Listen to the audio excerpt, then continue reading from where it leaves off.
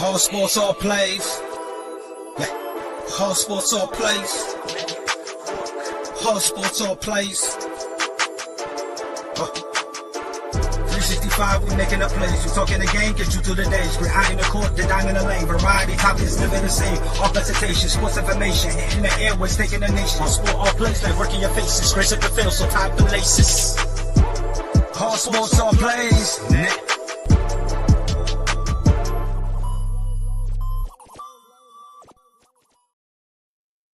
Welcome to the All Sports All Plays Network, the All Sports All Plays College Breakdown. I am Ray Cruz. Dre is on his way. He's finishing up breakfast. You know, you got to have that healthy meal to start that metabolism. Got to get your eggs, your bacon in, your coffee in, and you're getting ready to rock and roll here today on the All Sports All Plays Network. So, yep, I got up about 4 o'clock this morning, went out in Uber, made some money before the show came on.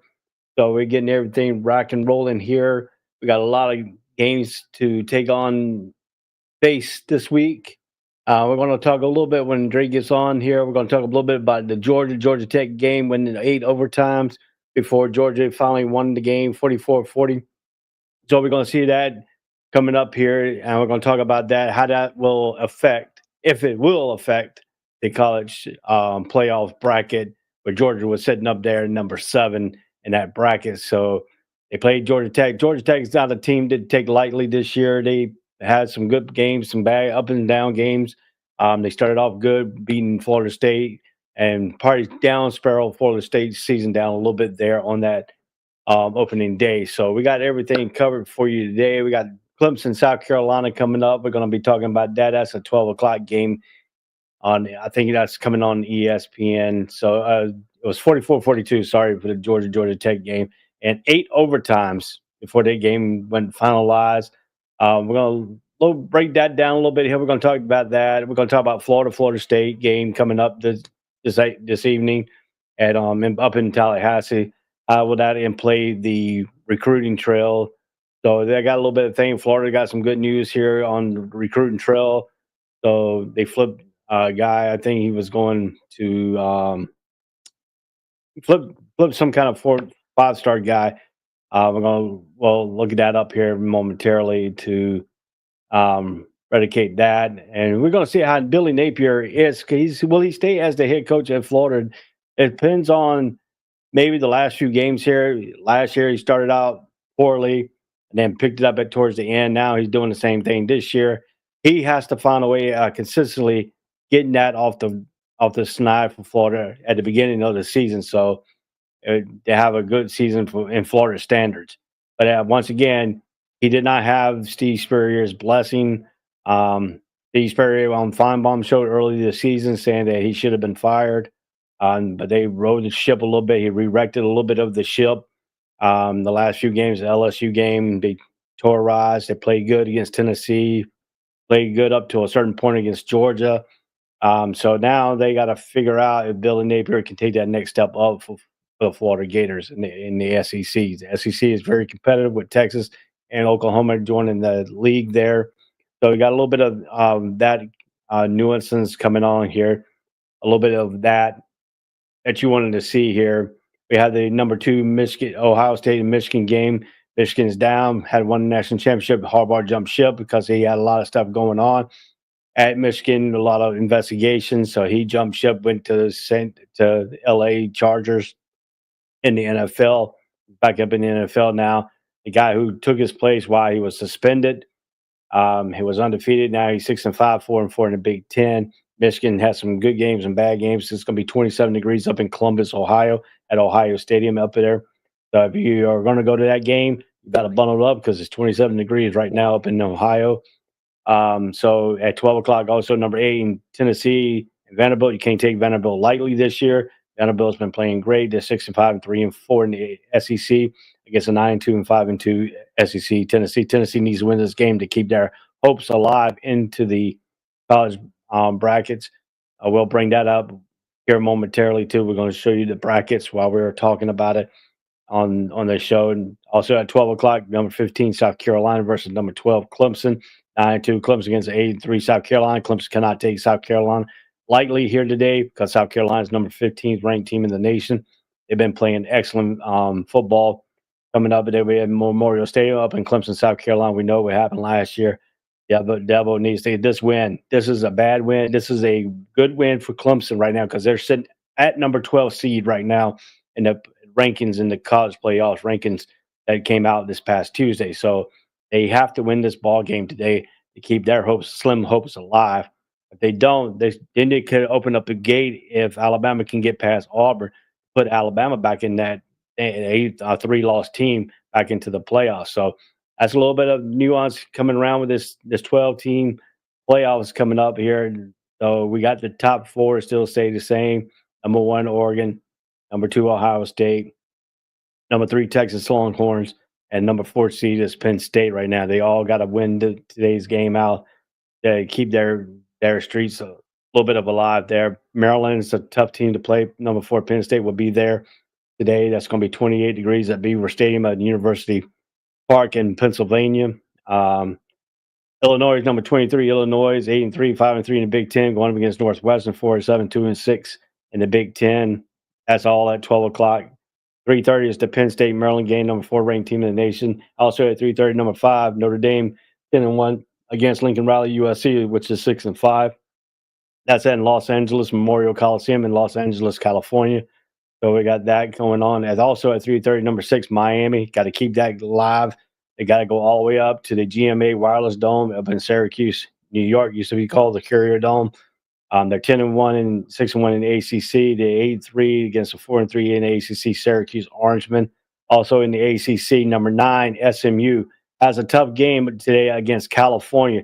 Can't take California light, even though they're 2-5 in the ACC, 6-5 overall. California can put a number on SMU at number 9 ranked team in the nation, 10-1, 7-0 ACC. They already have clinched their spot into the ACC championship game. Number 9 SMU has. So that's the first year in the ACC. They're going to go play for the championship. They must win out to keep their season low alive for the playoffs in that round. But also, we're talking about the Iron Bowl with number at 3:30 on ABC and ESPN Plus. Auburn versus number 13 Alabama at Bryant-Denning Stadium in Tuscaloosa, Alabama. On 8-3, 4-3 in the SEC. Alabama 5-6, 2-5 in the SEC for Auburn. But Auburn has shown that they can up this rivalry game. So you've got to play up to your rivalries there. So we're going to see how that game goes out. Also at 3:30 on Fox, number 16 Arizona State 9-2, 6-2 in the Big 12 against Arizona, 4-7, 2-6 in the Big 12. So that's a Pac-12 now Big 12 matchup. Arizona at Arizona Stadium in Tucson, Arizona, 75 degrees is going to be that temperature today. Also at 3:30 p.m. On the SEC network, Arkansas was 6-5, 3-4 in the SEC against number 21 Missouri, 8-3 4-3 in the SEC. So, all right, further ado, the man who has the myth, the legend, on Who's to Blame podcast in St. Louis, Missouri, got his own studio. He has hit big time. He is rolling in the dough. He's got all the sponsors in the world that you want to do. My man, Ray Montez. How you doing, Ray? Hey, what's going on, big man? How you doing today? I'm doing good. How you doing? Better than good. Can't complain. Cannot complain at all. So, did you like that number? Georgia and Georgia Tech game last night. I enjoyed football as a whole all day yesterday, man. Best 2 days in football so far. I enjoyed it all. So, Georgia tried to give it away, gave 17-point lead to Georgia Tech going into the third quarter. By the time the fourth quarter rolls around, they tied it up 27-27. It ended up 44-42. Georgia wins in 8 overtimes. Does that affect them in the playoff bracket? Even though they won, but it was a highly close test against Georgia Tech, which wasn't ranked, but Georgia Tech is better than what their record is. They couldn't take him lightly. They took him lightly a little bit. They came back at the end. So what do you think the college playoffs on Tuesday is going to put Georgia at this time? I don't think Georgia took them lightly. I think the fact that it's a rivalry game, they know each other very, very well. And I think that's what a lot of people forget, how well those teams know each other. It had nothing to do with Georgia played slow in the first half, the second half collapsed. That's what Georgia's been doing all year. Georgia hasn't done it. They didn't do anything in that game that was surprising or shocking. Now, the gathering the refs, that's a different conversation. I'm still trying to figure out what's an illegal shift and what is a dead ball. I'm still trying to figure that out. No, I'm looking for all kind of definitions. I want somebody that wore the zebra uniform on a collegiate level to dearly express to us, show me the illegal shift last night. Show me that. Just show me that. And then show me a dead ball.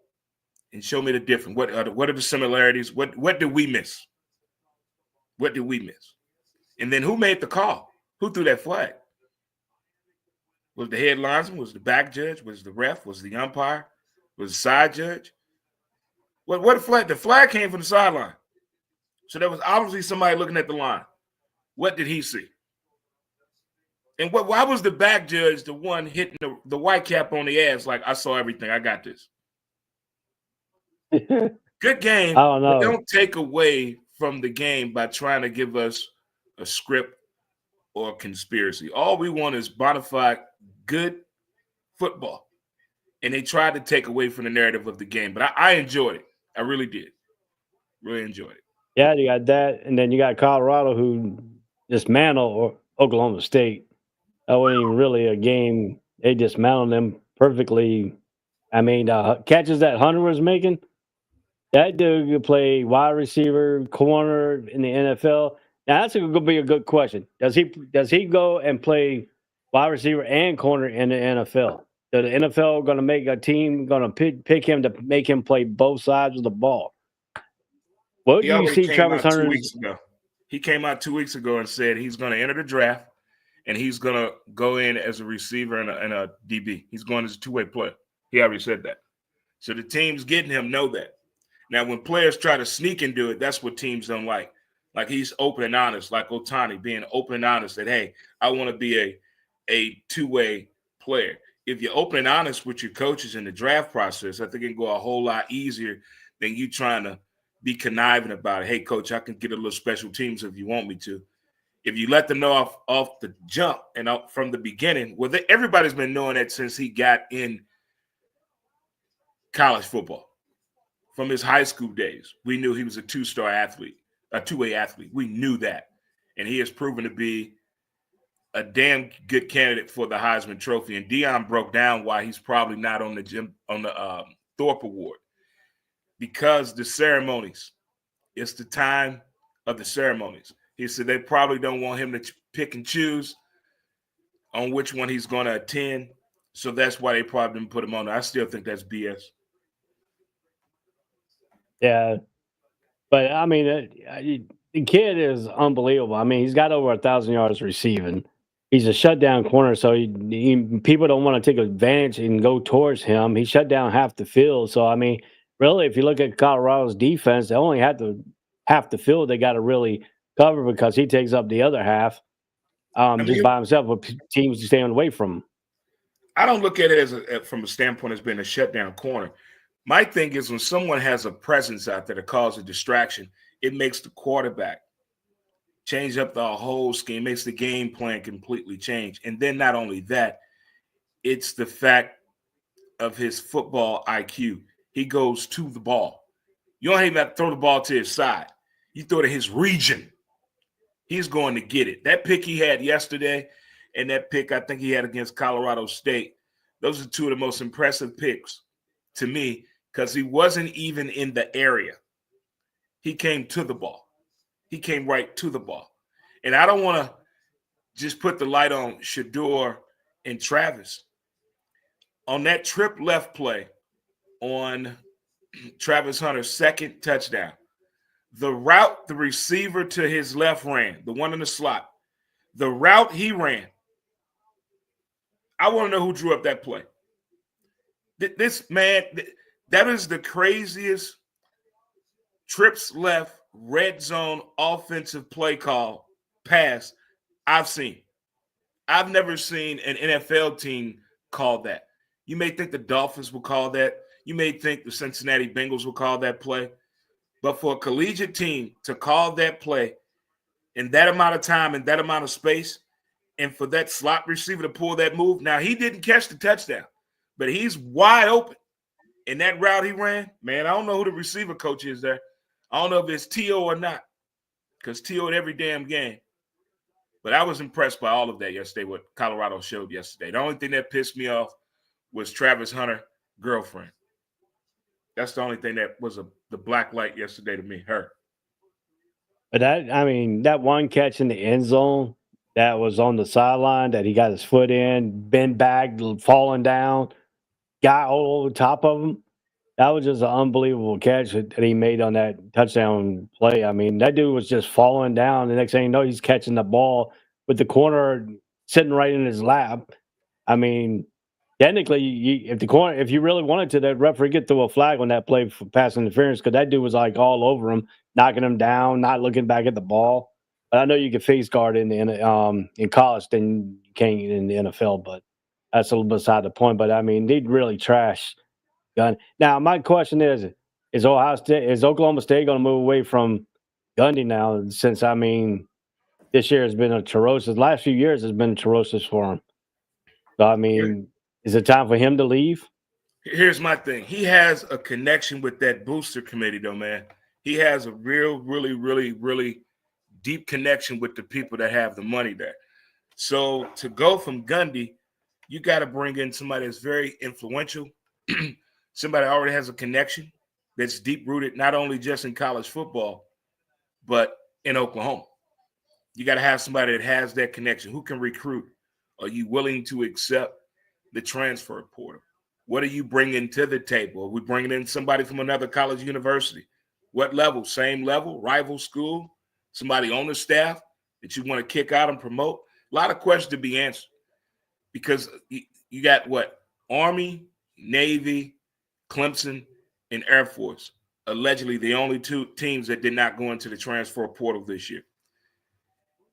Is that what they call success and you don't base it off of that? Or do you really got to really dive deep into NIL and the transfer portal to make the program better? And is Gundy the right person for that? I don't know. That's still some time you got to really think about that. Oklahoma State. I mean, they have a few good years here and there every other year. Really, basically, if you look at it under Gundy's tenure, now he's got to dip into these transfer portals because I mean he had players leave through the transfer portal. He's going to dip in. I think him and Debo are going to have to really sit down and say, "Hey, look, we need to dip into this portal to try to get this team program back up." That's the only way you can compete this year. I mean, I know Debo don't want to do that. He wants to go out and get his high school players and stuff like that, but really, Clemson has fell off a little bit. You know, brought it back this year a little bit with 2 losses, and they got to play a good South Carolina team today at Clemson. And Clemson right now is sitting number 12 in the college football playoffs. And they got to win this game to keep that, hopefully, to keep that number 12 spot or move up a little bit if Indiana boosters down. So, I mean, this is something you got to really look at, this NIL transfer portal. I mean, you know, stuff like that. But then the way Bill, a lot of boosters at North Carolina didn't like the way Cunningham fired Mac Brown. Told him he can coach his last game, but then he ain't coaching the bowl game. I understand both areas. Mac Brown's had a down year this year. He hasn't really been up to the standards that he wanted to. Lost Drake May, end up playing backup quarterback. Went in transfer portal, brought back Griswold, but I mean he was not the answer.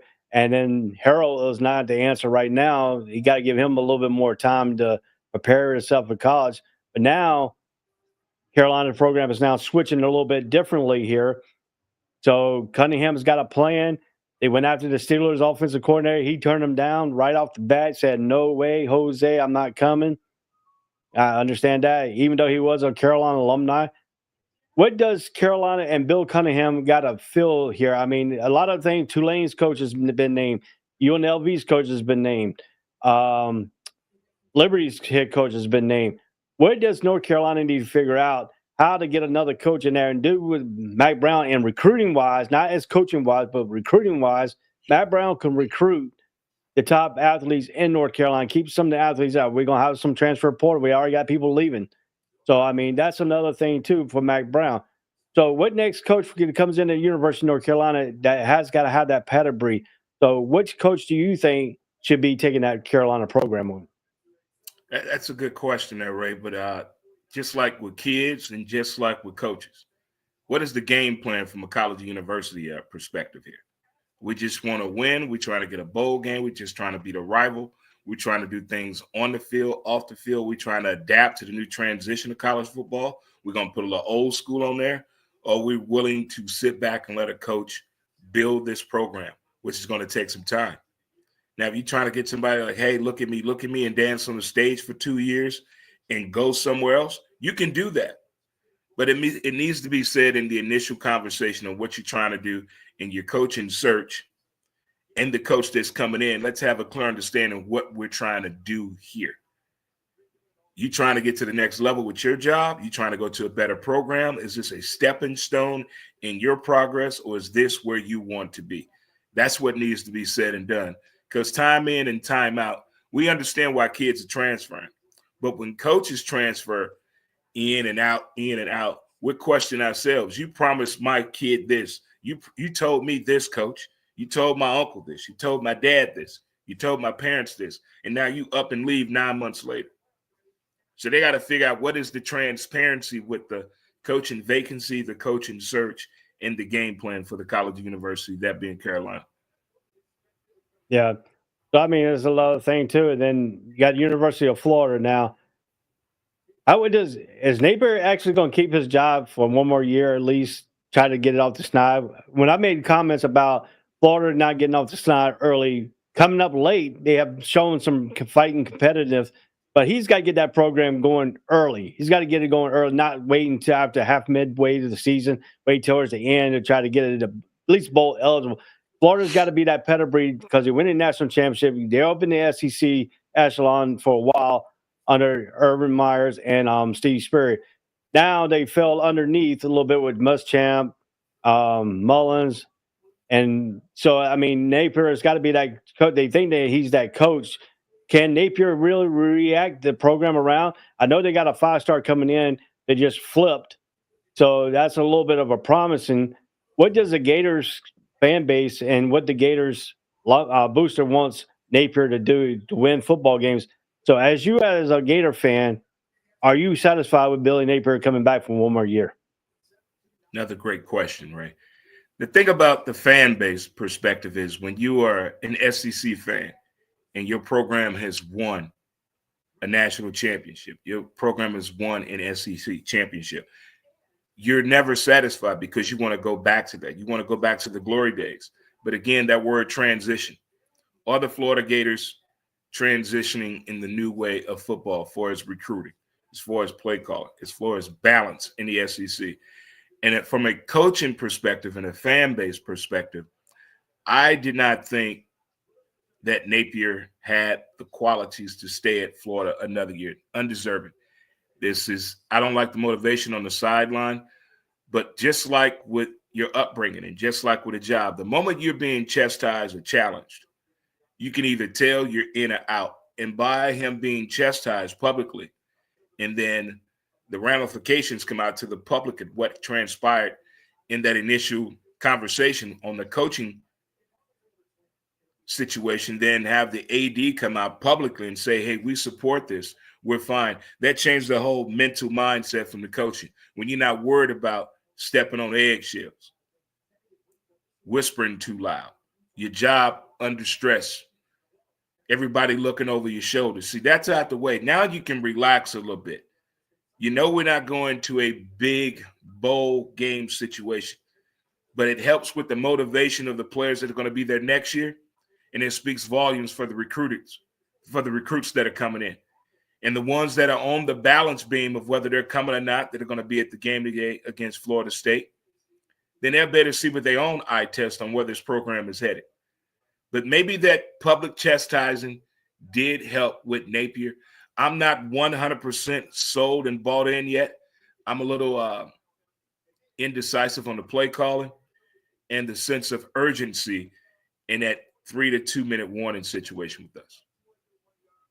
Yeah, I look at that situation as a little bit because they're living here in Jacksonville, Florida, get a lot of Gators and a lot of Florida State news around the area with the local sports channels here and the sports radio here. But I mean, it's a lot of things here. A lot of Gator fans are displeased with Billy Napier did at the beginning of the season. Some of them are starting to come around a little bit on that.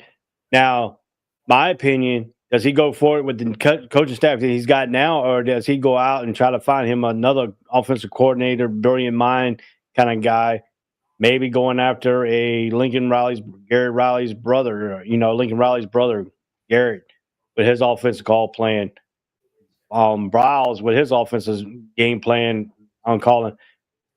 Kingsbury, if he can't get another head coaching job, maybe he might come in as offensive coordinator for the Gators. I mean, that's a little bit of things. Does he go away from what his offense has been under this coordinator? Does he try to change stuff around a little bit and make his coaching staff a little bit better? I would wait to the very end of the decision and the end of the season to decide what I'm going to do with additional coaches, who I'm going to let go, who I'm going to bring in. I got to look at the whole blueprint on what we did versus what we wanted to do, what we actually did. And let me look at those numbers. I need to do the beautiful mind. I need to get in my Russell Crowe to break down who I want to bring in, because that's very, very hard to bring in a coach who was at a high-profile school and everybody was talking about him as being that next it factor as a coach, and it didn't go his way, and now you want to bring him as an OC.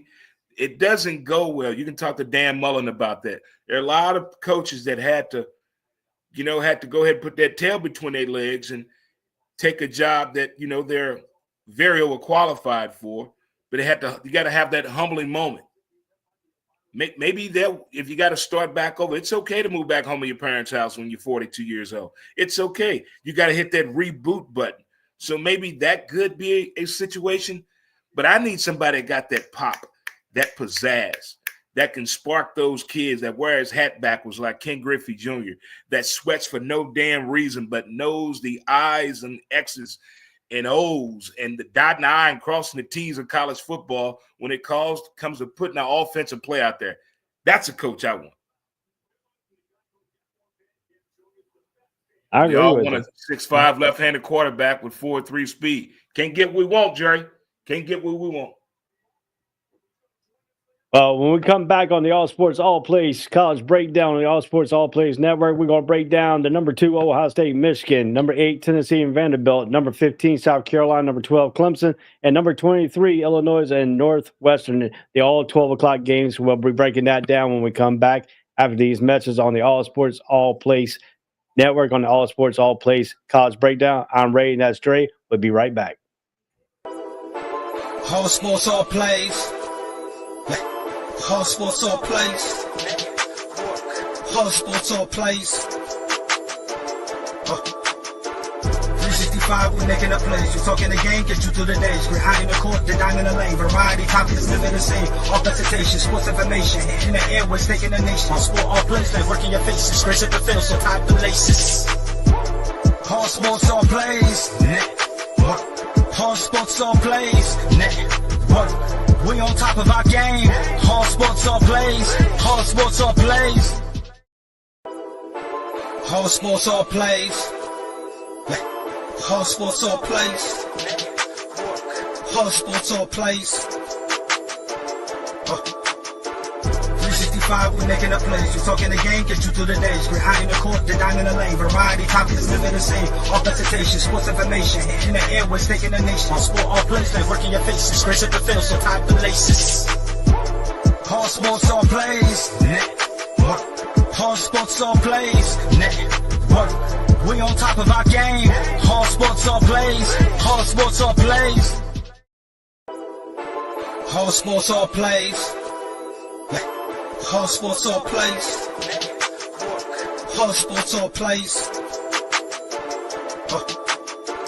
365, we making up plays. You talking the game, get you through the days. We're high in the court, the dime in the lane. Variety, topics, living the same. All presentation, sports information. Hitting the airways, taking the nation. All sport, all plays, like working your faces. Grace at the field, so tie the laces. All sports, all plays. All sports, all plays. We on top of our game. All sports, all plays. All sports, all plays. All sports, all plays. All sports, all plays. All sports, all plays. 365, we making a plays. We talking the game, get you through the days. We're high in the court, the dime in the lane. Variety, topics, living the same. All presentation, sports information. In the airways, taking the nation. All sport, all plays, like working your faces. Grace at the field, so tie the laces. All sports, all plays. All sports, all plays. We on top of our game. All sports, all plays. All sports, all plays. Welcome back to the All Sports All Place Network on the All Sports All Place College Breakdown. Let me go ahead and bring Dre back in here. Mr. Cool Man himself, Dre Montez. He's a go-gator. He's all gatored out. Today's rivalry week. He's got the Florida State Seminoles going up to Tallahassee at the Doak Campbell Stadium, which is being remodeled at Florida State. So not too many seats available for this game. So everybody will have to watch it on TV if you can't get there. Should be a good game, even though Florida State's down this year. All right, let's go. Let's get to this game here. Michigan 6-5, 4-4 in the Big Ten is number 2. Ohio State 10-1, 7-1. Michigan is not having a good year, but they did last couple years on the Harbaugh. Harbaugh's chipped it off to the LA Chargers and the NFL because he had some investigation going around. Knew he probably going to get suspended, so he went and booted out on out. So now Michigan and Ohio State number 2. This should be the game that Ohio State should win pretty easy, that most people say, but it's rivalry week. Everything is going down in Columbus. It's going to be 27 degrees there, so you better have your winter coats and clothes on. Dre, I can't go there wet in shorts and stuff like that. It's too cold for that up there, but you got to get up there and get ready to go. That's football weather, man. So what is your take on this Michigan and Ohio State game? Is this going to be up to the hype, or is Ohio State going to blow them out early? Well, this is, as you said, it's rivalry week. So we're going to see things that we normally don't see, especially out of these two teams, that being the Ohio State and Michigan. And one of my co-hosts, D, on D&D Don't Get Butthurt, she's a huge The Ohio State Buckeye fan. And fans of these two schools, they don't understand that's just football. They don't understand they made a mistake. They don't understand when things don't go their way. They think the football gods are out to get them. Only with these two schools, and they play each other. I think the over-under is 46.5, I do believe.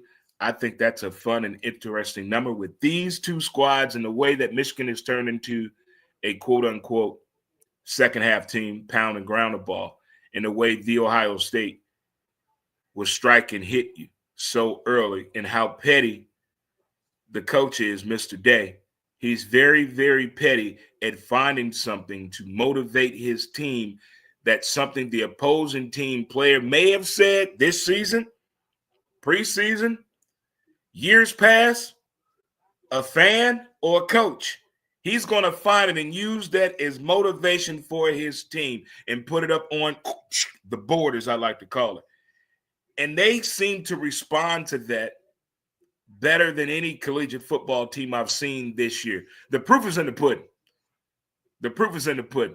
I'm expecting to see the I being dotted, of course, by that marching band, which I think is very boring. I just like the formation. That's it. I can't listen to the music, just the dotting of the I. But at the same time, if Michigan can remain focused, minimize the mistakes of the game, control the clock, this could be one of those 23-20 games. Go the Ohio State. Yeah, if you look at the one thing about Ohio State, they went in and got in the transfer portal. They got Jenkins out of Ole Miss. He's 135 carries for 750 yards and 8 touchdowns for him. He gives them the power back up behind that power offensive line. They call it the power Ohio State's offense. It's really powerful. Got wide receivers that he got to cover. So they got a quarterback now who's knowing his role. He's 208 out of 281, 2,685 yards, 26 TDs, and 6 interceptions. He has not thrown a pick in the last few games here. But can they really, Michigan's defense can get back there and try to cause havoc? Michigan's defense has been pretty good all season long. But you got to look at Warren too, the quarterback for Michigan. They do have another quarterback in Aura who can run the football as a quarterback who's got speed too. So I mean, we wouldn't be surprised if we see a dual quarterback situation this week on in this ball game too to try to jumpstart this thing. But they still got a good running back in 153 carries, 832 yards, 11 touchdowns, and Mullins. Loveland has been their most dominant wide receiver for Michigan with 56 receptions, 582 yards, and 5 touchdowns. So they got to get Loveland and Mullins going. But how does Michigan get their running game really going against a tough defense and a pass happy sack corner defensive end of Ohio State's defense? Man, that's just bonkers. He can get around that corner quick. He used to be a wide receiver, moved him to defensive end. So I mean, he's quick on that first step. So his tackles they got to do a little bit of chipping to get him blocked. If they can't block him, it's going to be a long day for Michigan's offense. Well, you already factored in the weather's going to be 26 degrees. So that already tells you right there difficulty throwing the ball, feeling the ball with your hands just throwing to you, fatigue, stamina. So let's go ahead and let's run this ball. I think it's going to be a very run-heavy game. So turnovers could come and mistakes could come early, especially with an RPO. So the linebackers have to communicate very well both sides of the ball today. They got to communicate very well today and understanding the formations at all times during this game, especially with that weather being a key factor. So besides putting the referees in there, we always got to put the ref is with one of the teams. So we got to put the weather as a factor, being probably the deciding factor, 26 degrees for the Ohio State and Michigan.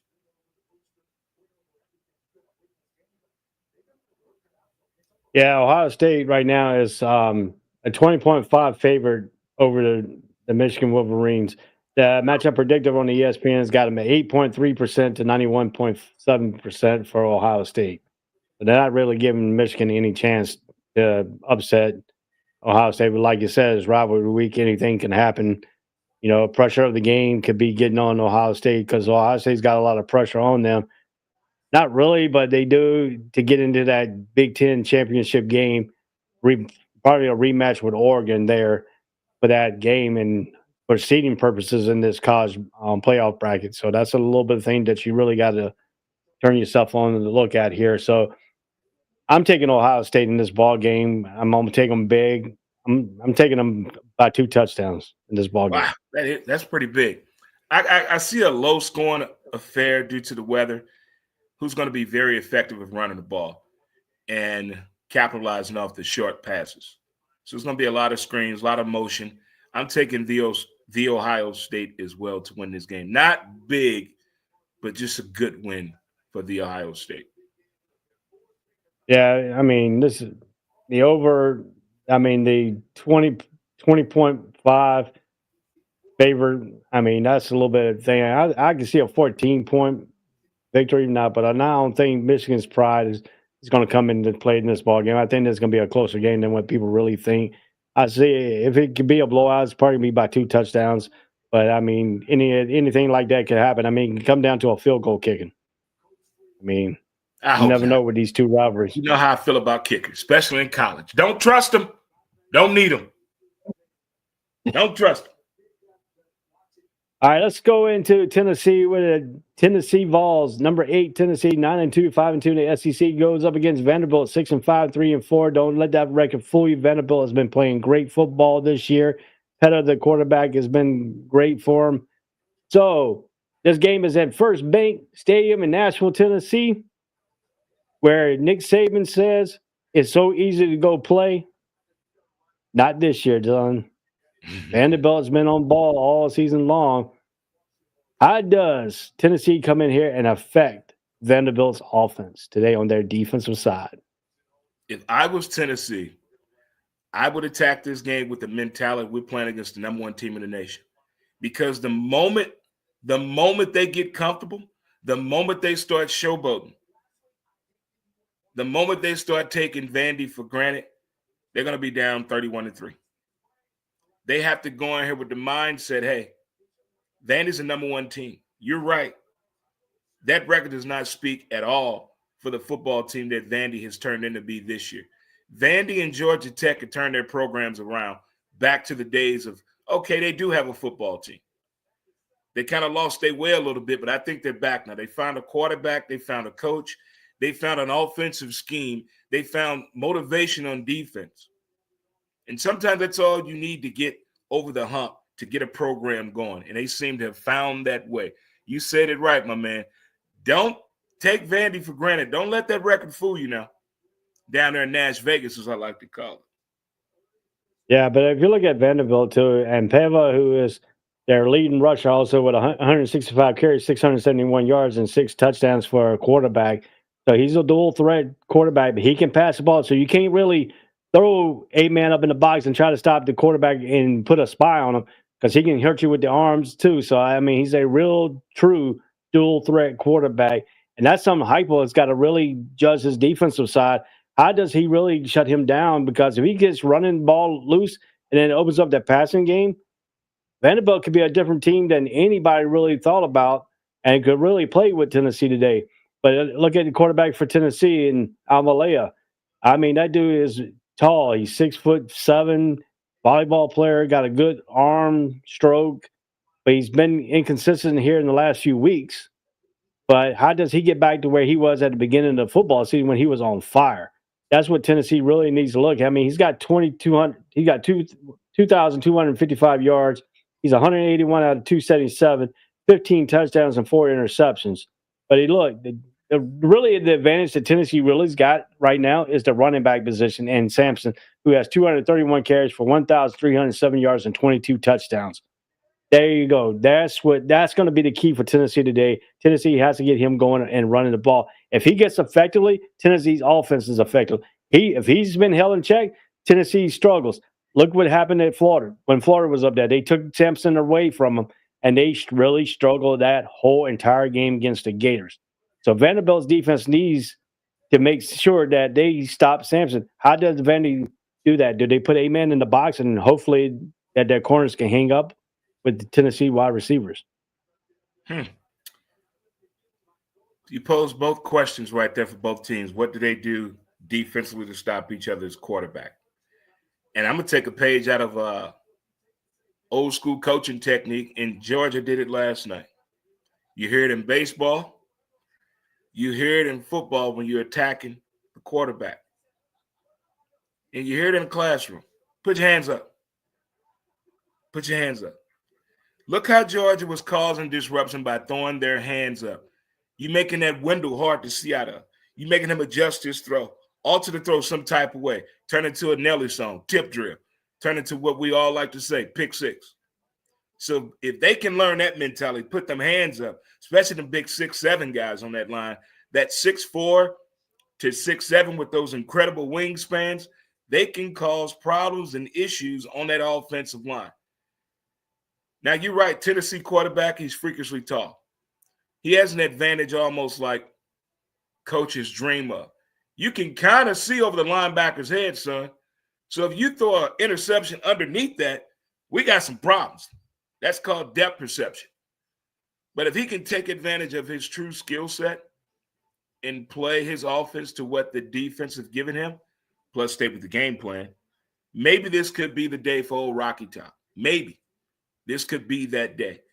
And if Vandy stays pure and true and concentrate on the W's and not the ones in the L that we should have won, not with that type of mentality, but I would use that motivation as to what they have done and what the perception of Vandy football is now. I would use that as motivation, and I would go to the teach back of getting them hands up on that offensive line.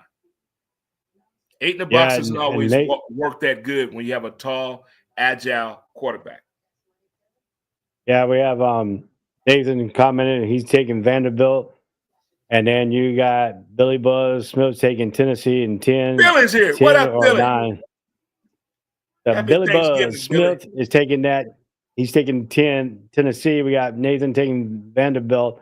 So, my friend, who you got today? I'm going with Nash Vegas. I like the women down there in Nash Vegas. Hey, Myrtle, give me some of them biscuits and gravy. I'm going with Vandy against Dandy, them Commodores. I'm going to take Tennessee on a last-second field goal. Last second. There you go. Believe in them kickers, Ray. There you go. Believing in the kickers. No. Hey, you got to The believe only in kicker I something. believe in is on the soccer field. That's it. No more kickers, especially no. I don't care if that dude did for Iowa make a 53-yard field goal. I hope the 4 women he woke up with this morning appreciates him. What was that Missouri? That Missouri kicker kicked 61 yards, last year? Yep. Not even in the league. Not even on the practice squad. So that's what that tell you. Attitude check. Because I hate talking about Sunday on Saturdays, but every team in the NFL could use a kicker like that. But didn't he pull him out of the stands or something? One of these teams pulled somebody out of the stands to kick field goals for him. A cheerleader? No. Yeah, you're right. It was wasn't it Washington State? I don't know. Somebody went to the stands and pulled this guy out of nowhere and kicked field goal. Hey, you got to do what you got to do to win. The way the alumni been on my ass, I'm going to do what I got to do to win. I need some more money. My wife getting on my nerves. My side chick is bothering me too much. I need to win. All right, let's move right along here. We're going to go right back into the SEC versus ACC. Number 15, South Carolina versus number 12, Clemson. Clemson needs this ball game. Clemson is the 12th seed right now in the playoff bracket from Tuesday night. Devil Swinney's got his team back in the playoff hunt, but they need to win this ball game to keep themselves in that hunt. This will secure Clemson's place in the college playoffs if they can beat South Carolina today at Clemson in the true Death Valley, according to Clemson, South Carolina fans. So, my friends, how does Clemson get it done today against a tough South Carolina defense? I know I'm a Gator fan, but I would love to go to this game today and just sit there and just take it all in. It's the hatred, the rivalry, the stories. But if South Carolina defense can go in here and just play tough defensive football without the trash talking to get a penalty, okay? But if they can go ahead and hit him in the mouth, start that true freshman that reminds me of Javon the Freak Curse, start him and let him be disruptive in that backfield. Look here. Dabo going to throw that hat about 4-5 times. It's going to be some furniture moving at halftime if Clemson is down by at least 17 points. Yeah. Let this South Carolina defense cook. They always talk about let Russ cook. Damn it, let South Carolina Gamecocks cook. And I hope the cheerleaders have those special shorts on where it says, "We love our cocks on the butt cheeks." Let's go. I love this. Look at this thing. The matchup predicted on ESPN is very they got 57% for Clemson, 43% to South Carolina. Not really giving South Carolina, giving them a little bit of respect on that. But I mean, if you look at it here, Klubnik is going to be the key. Klubnik is going to be the key for Clemson. If you can keep him in the pocket and getting some pressure on him and force some turnovers from him, that's going to be the key of this ball game for Dabo Swinney. You got to keep him upright, and you got to keep him not getting pressured. I mean, he gets pressured, he gets flustered, and then he starts throwing picks. That's something he has not done in a while, except for that one game that let down. So I mean, they're 9-2 right now. They get a 10-win season right now and put them in the playoff field, because this right here will give them the game, because right now they only play 2 ranked teams. This would be the second ranked team they play. They lost to Georgia handily. Then now they playing. So they went all this season. Played Georgia the first game of the season, a ranked team, and now waiting until the last team in the season play another ranked team. So that right there shows you what season Clemson had coming in. Now they're going to finish up. This is the ranked team opponent right now at number 15 who can solidify them the spot in the playoffs. Do you agree with that assessment? Okay, I'm going to rewind the clock a little bit here, because the expectations of Clemson coming into the season were very high, very high. Let's say they would have won the opening game of the year. Let's say they would have won that game. Let's say they hadn't lost a game. They're undefeated coming to this matchup. I bet the entire college football country will be saying this is a layup game for Clemson. The schedule kind of fell into their hand. And now, since they had the hiccup early in the season to make the midseason adjustments and now seem to be figuring things out, now folks are saying, well, they need this win. And if they lose, it's this or that. I think Clemson has been the same team all year far as the expectations of Clemson. Even if they'd have won or lost that first game, the way they played, I expected that from Clemson. Look who they were playing. Look when they did make the adjustments. They've done everything that Dabo Swinney has been doing for years. Within himself and with the program. There has been nothing surprising to me other than him coming out so boldly. Well, I don't believe in that guy's dang transfer portal. I grow my own corn in my backyard, so dang it, I'm going to grow my own players. When he came out and said that, okay, now you're trying to think you can beat the system, okay? So he needs this win today to prove to the naysayers and the haters, well, I guess he know what he's doing over there. Those are homegrown athletes. That increases the bottom dollar for the boosters. Recruits going to say, well, wait a minute now. Hold on. Oh. He did that without transfer portals? Let's go. But if he loses, that hat going to go up. Well, gosh dang it. We came up with a game plan, but it just didn't work, did it? I mean, but that's South Carolina got to come out and hit him in the mouth. And don't let Clemson quarterback step and throw. Do not let him step and throw. I mean, we can say it looks good on paper for South Carolina and Clemson. They both got to get in between the lines. The game is on the field. We can sit here, crone the dead till we die, saying, hey, South Carolina's got the defense. Clemson's got the offense. But Clemson's defense has not been bad, heavy, but they're not been stellar either. So that's going to be a little bit of time. But South Carolina's offense has been up and down. Right. So what South Carolina offense will we get today? We've never really said, oh, Clemson has that great ACC defense. No, not since the late 80s and 90s. But offensively, they are capable of putting up a nickel a game. They have the capabilities of putting up 50 points a game. Clemson offense does. South Carolina, on the other hand, they have been known as a defensive school. They have been known that for a little while now. They have had some weapons on the offensive side of the ball, the quarterback, receiving position, running back position collectively, all in one tier 1 year. They had a defense and a 3-player threat on offense. Now, can they put that together and go further? Yes, they can. But they had hiccups and injuries when they were not supposed to. But I think South Carolina must calm down the intensity, the napkins on the field, the handkerchiefs, penalties. They need to calm that down. We know you're hyped. We know you want to get this off your chest. We know that. But you got to turn it down a notch because 15 yards hurts a team. And it hurts Ray's favorite position today, kickers. To my kickers. I mean, that's a little bit of a nuance here. If you look at the last game both teams played, South Carolina played Wofford in South Carolina, another South Carolina team.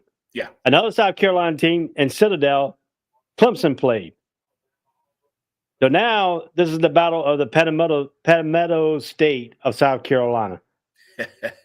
Who do you think going to win this game today? This is going to be a notch because Bryce Williams Stadium was loud last year. They pulled that victory out. Now they want to go into Clemson, South Carolina, and come into Clemson Memorial Stadium, what they call the True Death Valley. Depends on who you talk to. You talk to LSU, they got it.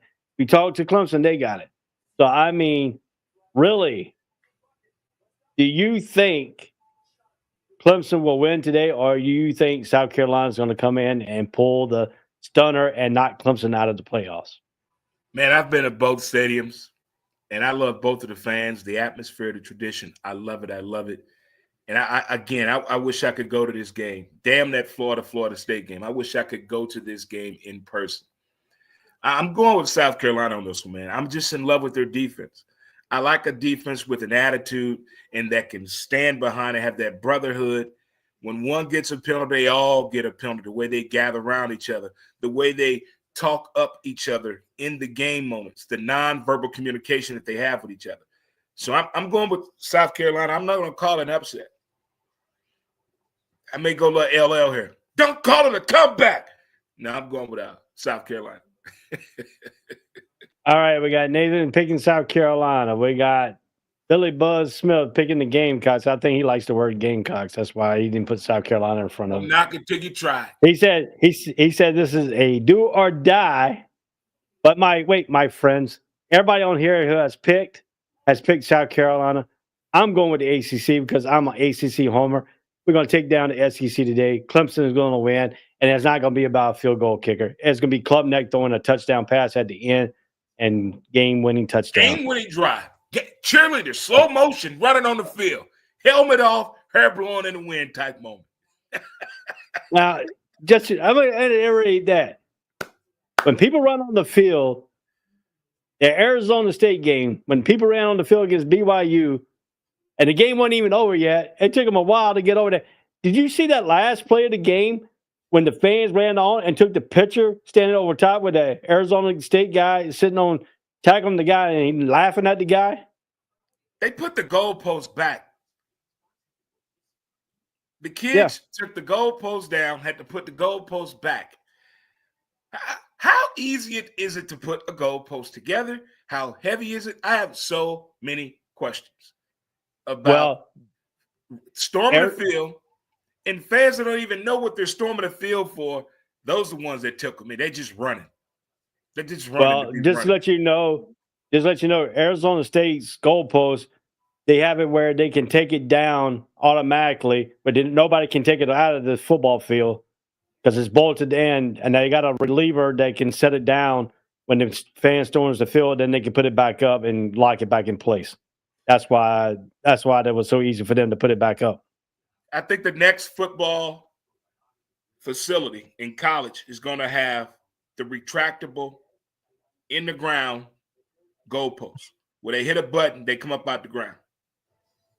Hit a button, they go back down in the ground. They're going to take away from these fans jumping on the damn goalposts, turn it down. It was cute and it was funny. I wanted to be a part of it. But as I get older, I'm like, get your ass off that damn field. Get out from there, boy. But in my younger days, take your shirt off, twist it around your head like a helicopter, turn the goalpost down.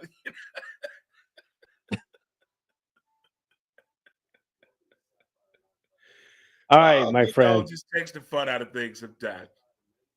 Next game we're going to talk about is number 23, Illinois, 8-3, 5-3 in the Big Ten against Northwestern, who's 4-7, 2-6 in the Big Ten. But this game, it will be played at Wrigley Field at 12 p.m. November 30th today. This is on the Big Ten Network. It is 22 degrees in Chicago. Woo! My friend. Illinois has come in with a 2-game winning streak against a Northwestern team who is 0-2 in the last 2 games. This is played in Wrigley Field. We have now turned the baseball stadium into a football stadium. 2 weeks in a row. So, my friend, yeah. Because New York had Notre Dame game against Army. My neighborhood bar friendly is proud sponsor of the show, Montez at Midday and Who's Playing the Podcast here in South City at 3503 Roger Place. They have a huge Illinois fan base down there. And one day that we didn't have a show, I went down there and did some ear hustling and listened to the content. It's some very credible Illinois fans that have some very valuable information about that football team. As far as the expectations were much higher this year for Illinois based on the players that they have and who they recruited, who they got in the transfer portal. But watching the Illinois football game, probably the most I've watched since my dude Venus Slaughter son played there, out of Althoff, out of Belleville, Illinois, played there, that I see the potential in that school, man. I love when a fan base puts you onto a school that you never thought you would look at, and you find yourself looking at the game, And you can see the potential. You can see what the uproar could be a lead to probably next season or the season after that with Illinois. But I was highly impressed at how good of a football team the Illinois is. And if you look at Altmaier, the quarterback for Illinois, he's 188 out of 308, 2,373 yards, 20 touchdowns and 3 interceptions. That's you're looking at almost this is the last game of the season for him until a bowl game. He's only thrown in 3 interceptions all season long, so he's taking care of the ball. He has not really turned over and really have hurt their team. It's just the defense sometimes let Illinois down, like in the Minnesota game, 25-17, Oregon game, 38-9. I mean, they didn't play bad. I mean, that's one bad game that he had against Oregon. A lot of quarterbacks had bad games against Oregon.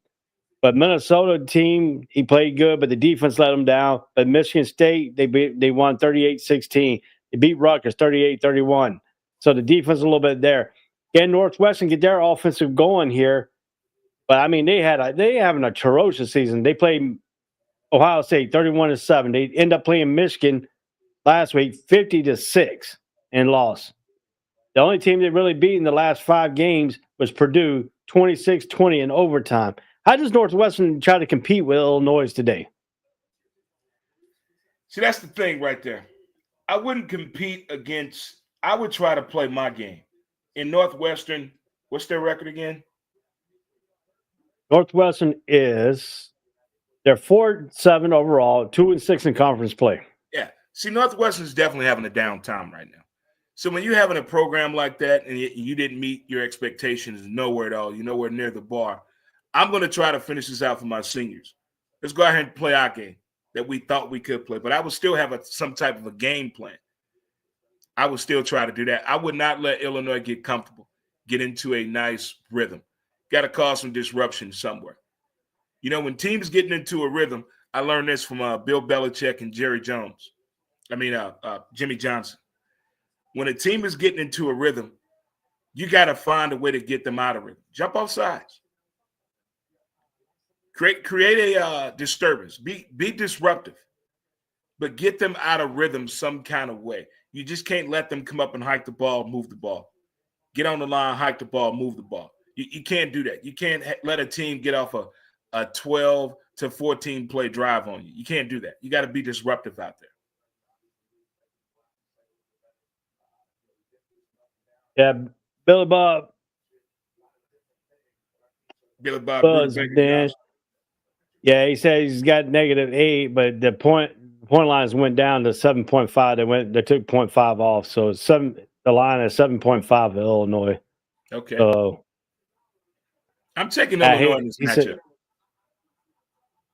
He said that he loves Jimmy Johnson, so he gives some great coaching points out there if you listen. But which Jimmy Johnson? Not the NASCAR driver. The old coach. Nice try, Ray. Nice try, good buddy. You know for sure it ain't my driver. This is my guy here. So you done started something now. I got to find myself a new driver since Mr. 19, Mr. Truitt Jr. I got to find me a new NASCAR driver. So NASCAR, Trey Montez is looking for a new driver to start following next year. Yeah, my driver, one's dead and the other one retired.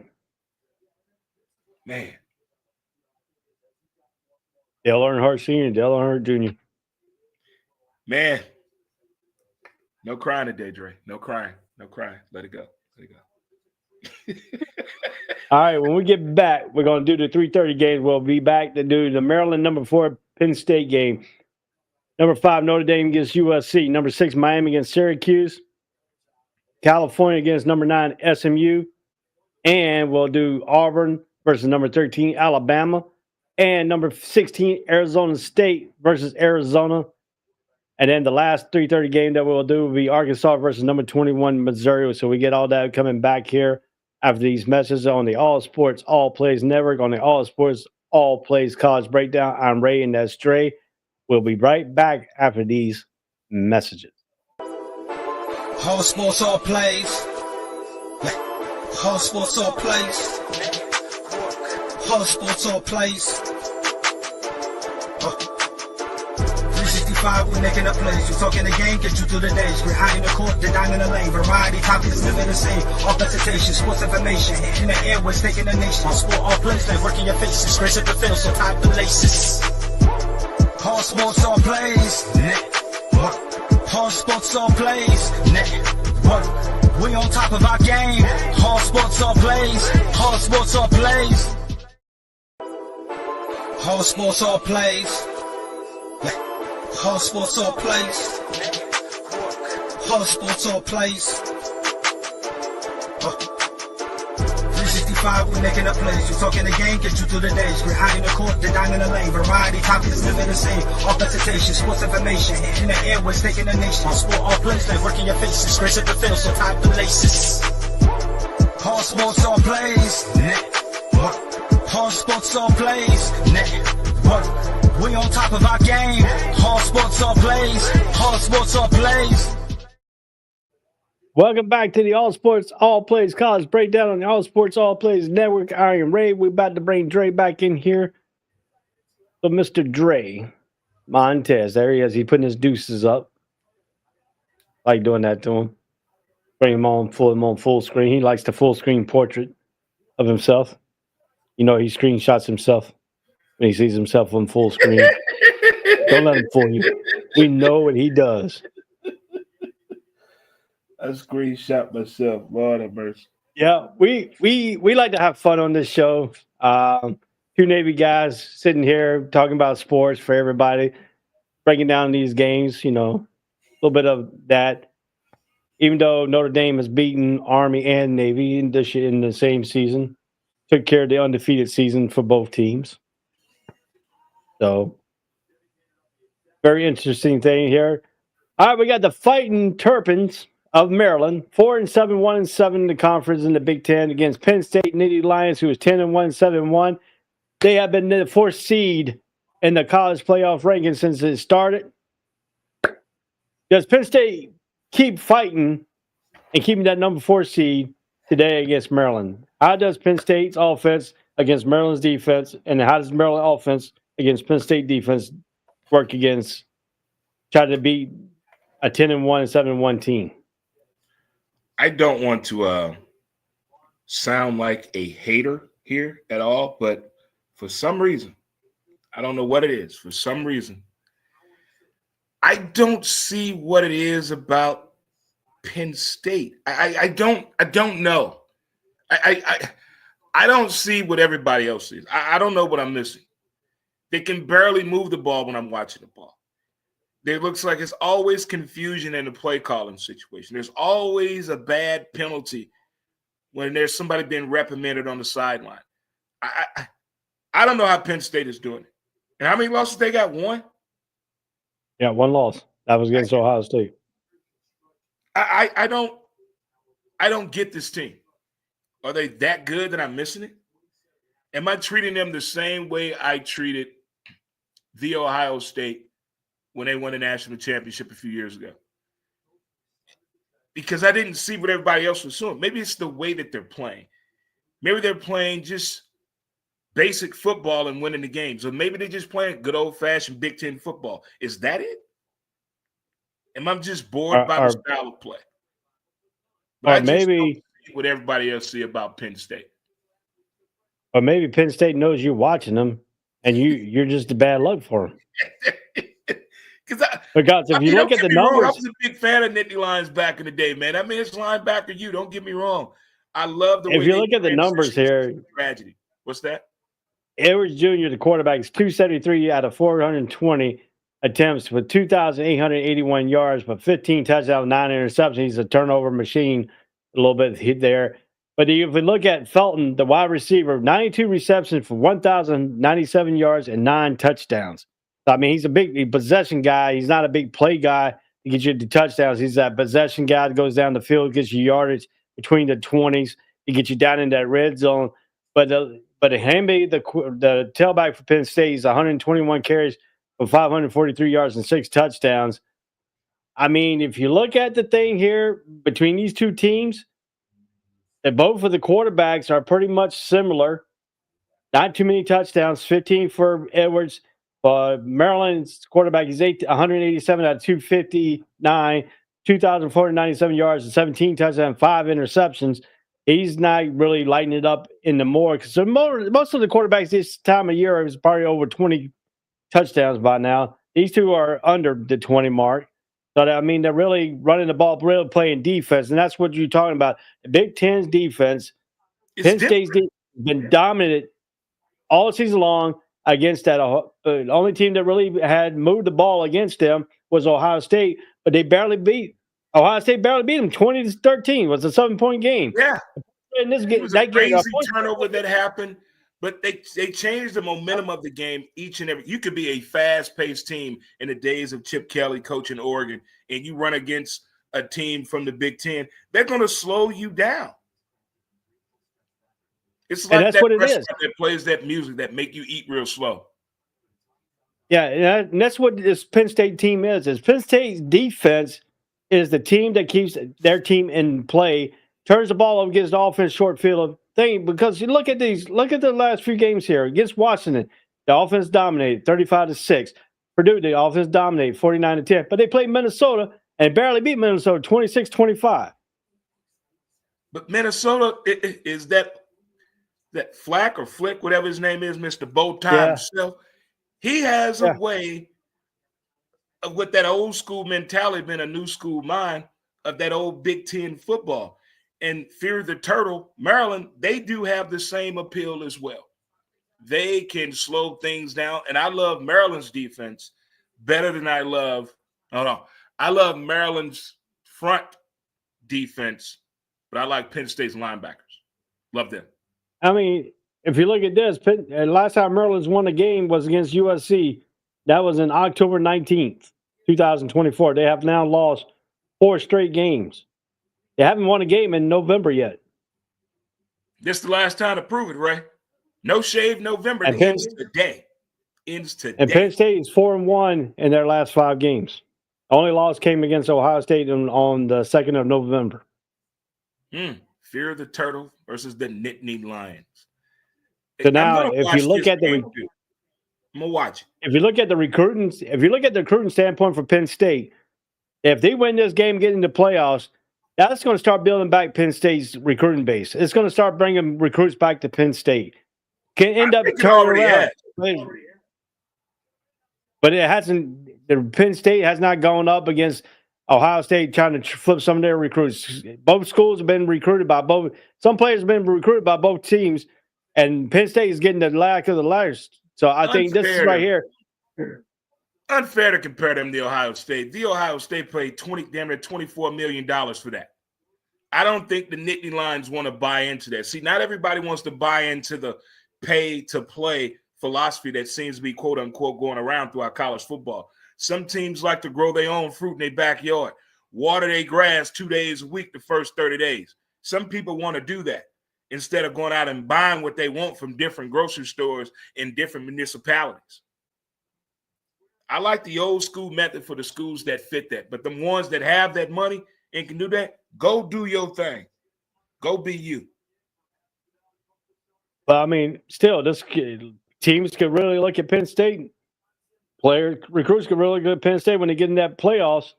How will they fare in the playoffs? That's going to be a good question. But right now, they got to get past Maryland. And that record right now, 1-7 in the conference play. Like you said, the front 7 of Maryland's defense has got to be the horse today. But Penn State's front offensive line against their front 7, Penn State's offensive line is not bad. Their offensive line has been pretty much dominant on run blocking and passing. But then again, they do give a lot of pressure up on the quarterback. If the quarterback gets pressure today for Penn State, he throws a lot of interceptions. And that's what most of his 9 interceptions has come off of. He's throwing it off his back foot, trying to make a play down the field and getting picked. So that's going to be the key. Can Maryland's pass rush, get to the quarterback and start flushing him? They might have a chance of beating Penn State today. Sounds like you're saying, Ray, that turnover is going to decide the factor of who was on this ball game. It is. Turnovers matter. I'm going a different route on this. I'm going to step outside the box. I'm going to go with Penn State on this in a close game, a very, very close game.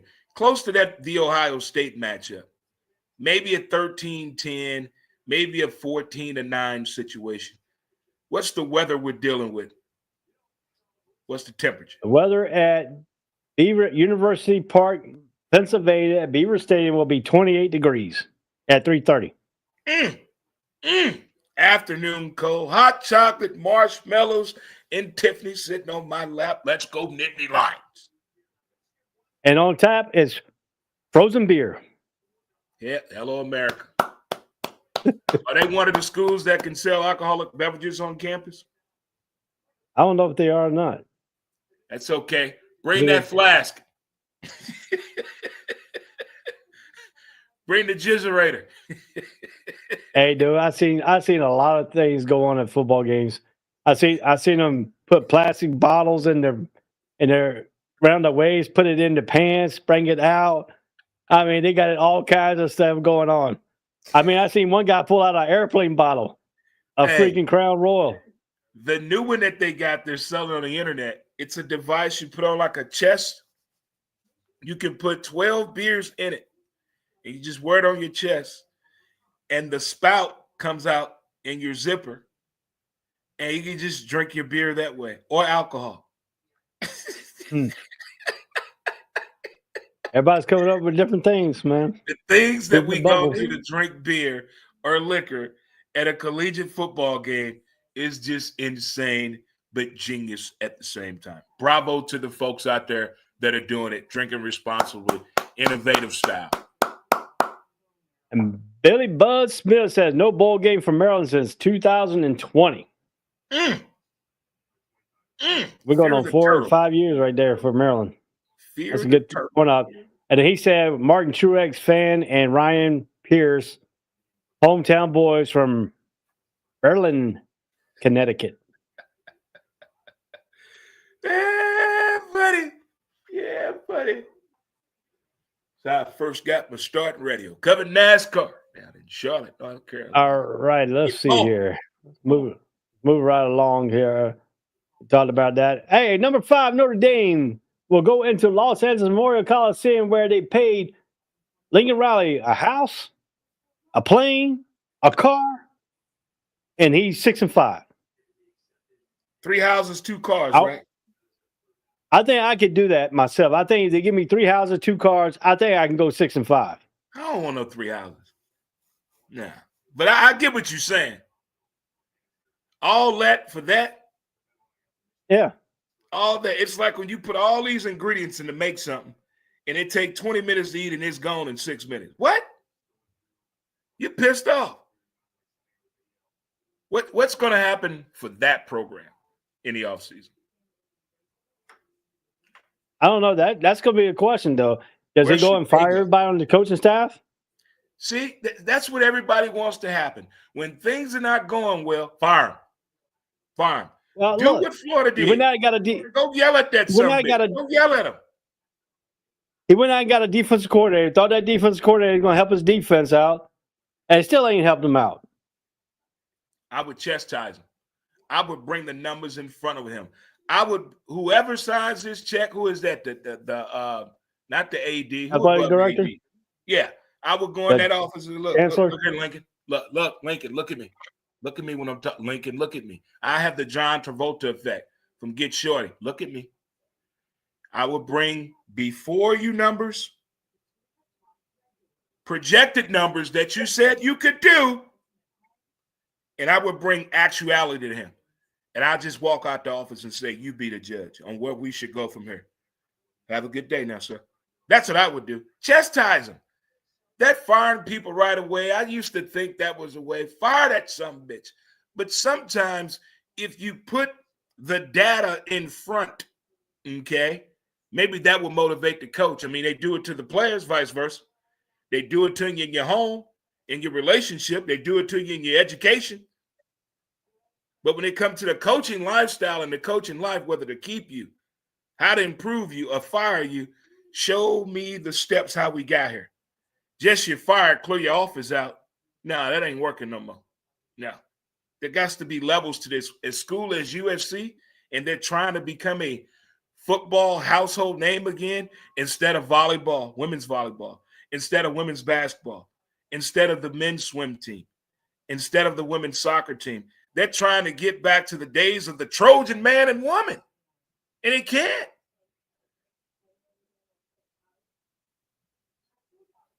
Yeah, I mean, if you look at this, you got the former Duke quarterback for Notre Dame and Riley Leonard. He's 177 out of 271, which he's almost missed 100 passing attempts, but 1,937 yards, 14 touchdowns, 4 interceptions. But that running back, 121 carries and Love, 850 yards, 14 touchdowns. And then they got a receiver in Collins with 34 receptions, 427 yards, and 2 touchdowns. But if you look at the other hand on the quarterback, Moss for USC, he's 18 touchdowns, 9 interceptions, 233 out of 362 yards attempt for 2,555 yards. The running back in Marks, who's got 192 carries, 1,100 yards, and 9 touchdowns. He's going to be tested against a good stop rushing defense in Notre Dame, who has stopped Army and Navy in the rushing attack the last few games there. Okay. And Riley has now come on his own, has turned the season around a little bit by rushing the football and throwing the football. So he's a dual threat quarterback who can throw the ball, but his accuracy has not been up to par. But he's only given up 4 turnovers and 4 interceptions, giving the ball away during the whole season. But he has 14 touchdowns. How does USC stop the dual threat of Riley Leonard today? I tell you what, I don't think Notre Dame just has a dual. They have a triple option. They can hit you from anywhere offensive. The quarterback not getting in the rhythm. The running game not there. The passing game is not there.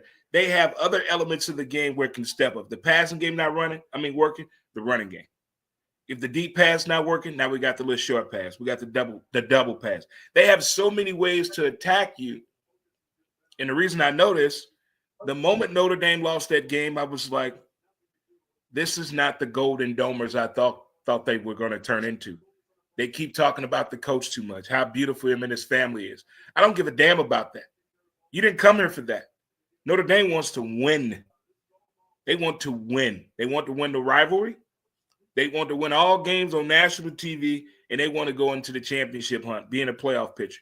That's all Notre Dame wants, and I think they're in the right position. And as highly critical as I was of them, they rolled off 5 straight wins, putting up at least 50 points. How do you stop a team that can do that to you? And look who they played. That was not a weak schedule in those 5 games. USC, on the other hand, I think it's more of a coaching aspect. They're listening to one sound and one voice, and I think everybody needs to be included when they're having conversations, input and output, and try to figure it out from there. But this late in the season, what USC is concentrating on now, who's leaving the program, the voids we're filling through transfer portal, NIL, our own recruiting process, that's where Notre Dame is at. USC is at right now. I got Notre Dame beating shit out of them. If you look at Notre Dame's last 5 games, they played Georgia Tech, 31-13. They played Navy, 51-14. They played FSU, 52-3. They played Virginia, 35-14, and they played Army, who's 49-4, beat them 49-14. At all those games right there, they have not allowed more than 14 points in the last 5 games. Hey, I said something that pissed them off. I think that coach was listening to the show that weekend. He heard me. They're 5-0 the last 5 games. They're 5-0 the last 5 games. The last 5 games for USC, they're 3-2. They lost to Maryland 29-28 in October.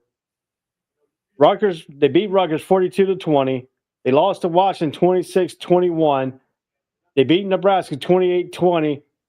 And then they beat UCLA 19-13. And it's supposed to be a high-power offense and Lincoln Riley's. And they have not scored no more than 42 points is the biggest score they had in the last 5 games. What a string of 4 quarterbacks put Lincoln Riley in a position where USC assumed he should be.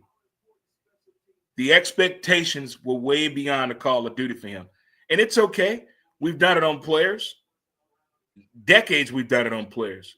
And we're doing it on coaches more and more now than we did in the past because of the new way of football. You got to get the best coach. You got to pay for the best coach. You got to give him everything he needs, a new facility, multiple houses, some cars, and the cash before he's even proven he can do anything here. We know what you've done somewhere else, okay? But what you going to do here? He hasn't done it yet. 6-5, not impressed. I'm taking one of the houses for 6 months.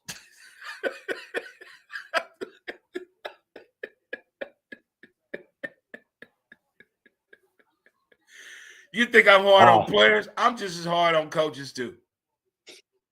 But I mean, if you look at it too, they threw the whole gauntlet for him. Persuade him to get out of Oklahoma. And I mean, some coaches, yeah, you go to another program and you think you have the same success you had at Oklahoma or the same success you had past. But if you look at it that way, he should have stayed at Oklahoma because he had the best thing going. Oklahoma's a good school. He could have won a national championship by now if he'd have stayed at Oklahoma. With Daddy being out the game, being Nick Saban, being Daddy being out of the game of coaching, that led a clear path for Oklahoma. If Lincoln could have just stayed the fuck put. But no. I mean, if you look at it too, my own analytics. I'm gonna go here and start my own legacy at USC. That's the Trojan. I mean, but I would look at this. This is why I would look at the job situation here. I look at what I had success at Oklahoma. I have not had that success, even though I brought Caleb Williams with me to USC, and then he's gone to the NFL, and you had nobody behind him, or you hadn't really developed anybody. And then you go out and get a defensive coordinator you thought was going to be bringing back their defense because your defense lacked last year. They're still lacking this year. God, they haven't had a defense since Junior Seau was there. May he rest in peace. They haven't had a defense that's been that long. USC has been an offensive threat since the days of Pete Carroll. Nothing but offense. Nobody ever talked about their defense. By the time the defense get on the field, the USC was usually up 35-0. Defense ain't got to do nothing. You know what the offense is going to do. They're going to throw the ball. When you're down 35-0, you're not running the ball. That's an easy job for a defensive coordinator. And he looking smart. Oh, good defense you call that, coach. We didn't do nothing. That's the offense doing that. But, I mean, sometimes you look at coaches, they want to get more money. Yes, I understand everything's about money. Everything's about this, everything. But you had a great situation at Oklahoma. You had that great situation there. You had your team in place. You had your defensive coordinator in place. You had an offense that was stellar. You had recruits knowing that you're going to be there at Oklahoma coming in. Preach. You go uproot yourself because you had a good thing going at an institution that is a good football institution. It has a history of football.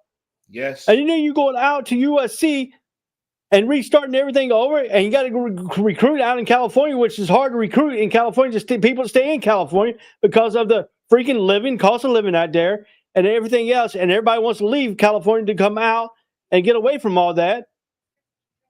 Then you're going to go to Oklahoma, and then you're going to bring the same success you had at Oklahoma to use at USC. Not going to happen. That's what some coaches think they can do, but Lincoln Riley is not that coach. Not that household name as he thought he was.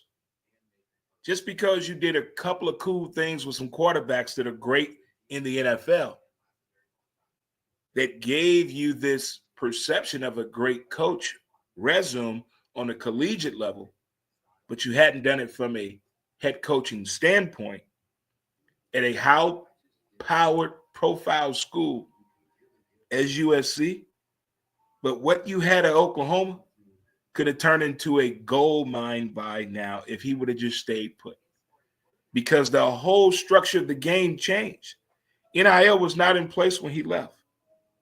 Yep. The reconfiguration of the different conferences wasn't there. They changed the whole portal. There are 12 teams now in the playoff system if he'd have just stayed put. But he was rushing so fast for what? To prove to people that were, I bet there's people in his own camp, his own family that was saying, I bet you can't do that at another school, what you're doing here.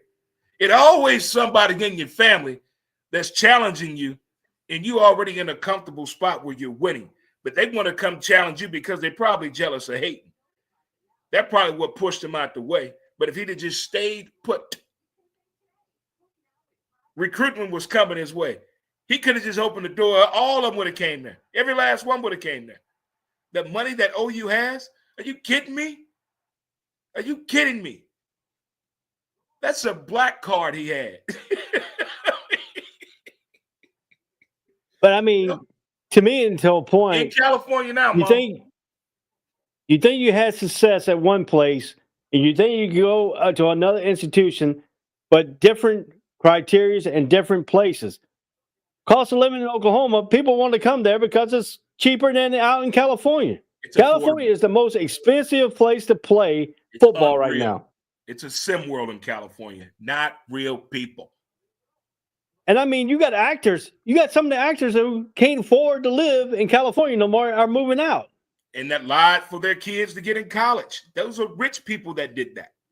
You go compete with rich people that lie to get their kids in an institution? Come on, Lincoln.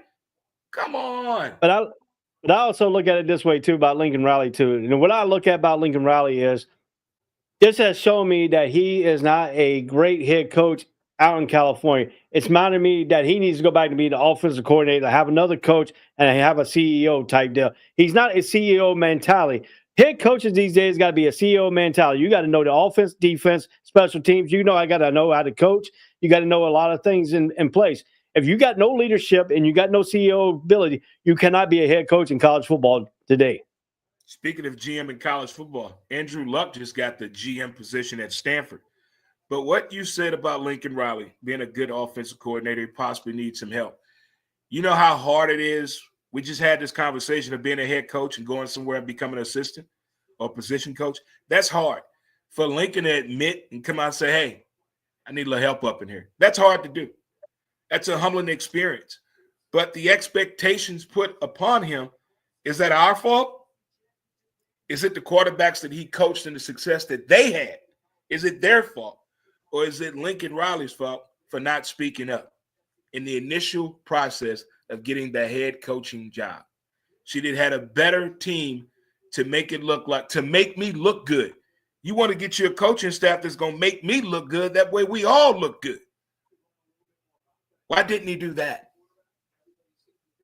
I mean, if you look at Lincoln Riley right now, Caleb Williams made that team when he was there, not Lincoln Riley. When Caleb Williams left, he took the whole offense with him. Yeah.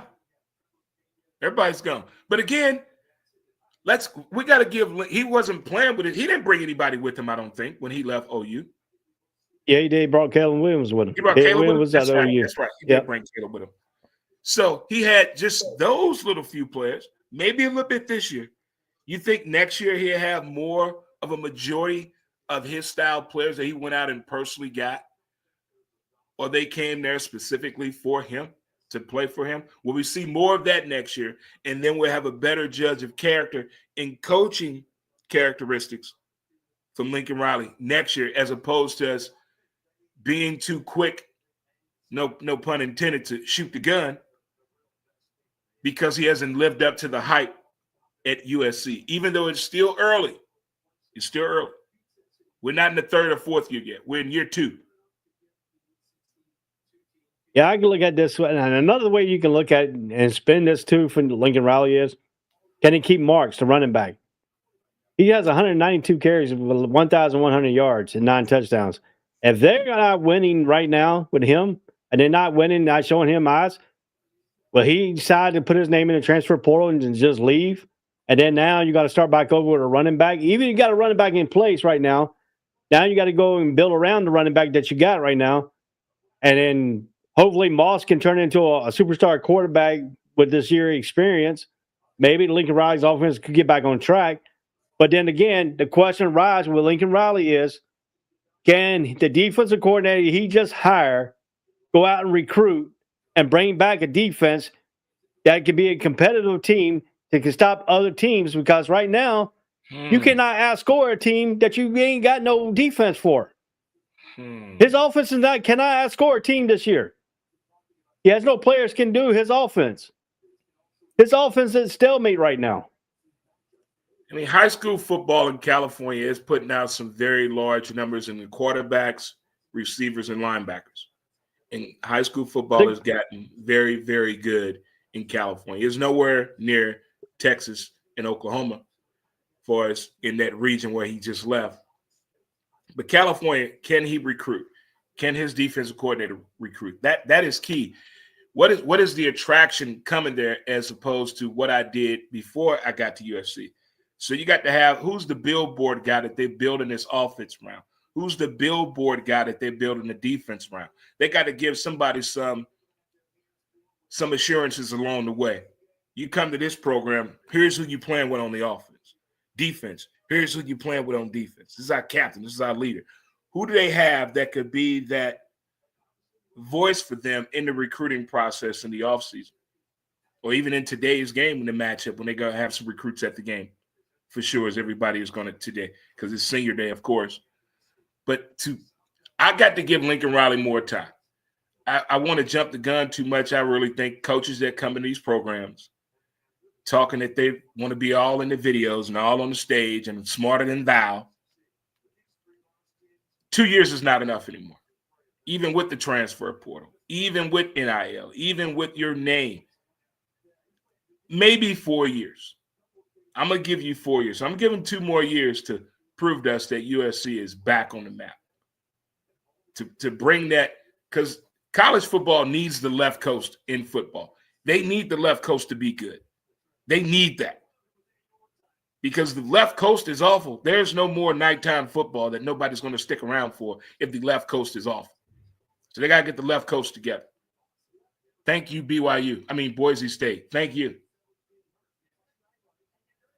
I mean, if you look at it, USC coach Lincoln Riley is in the midst of his 8th season as a head coach, his 3rd at Southern California.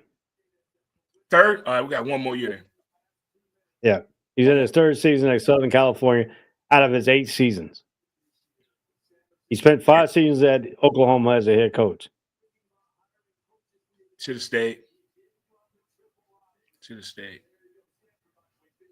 Is he married? Because, I mean,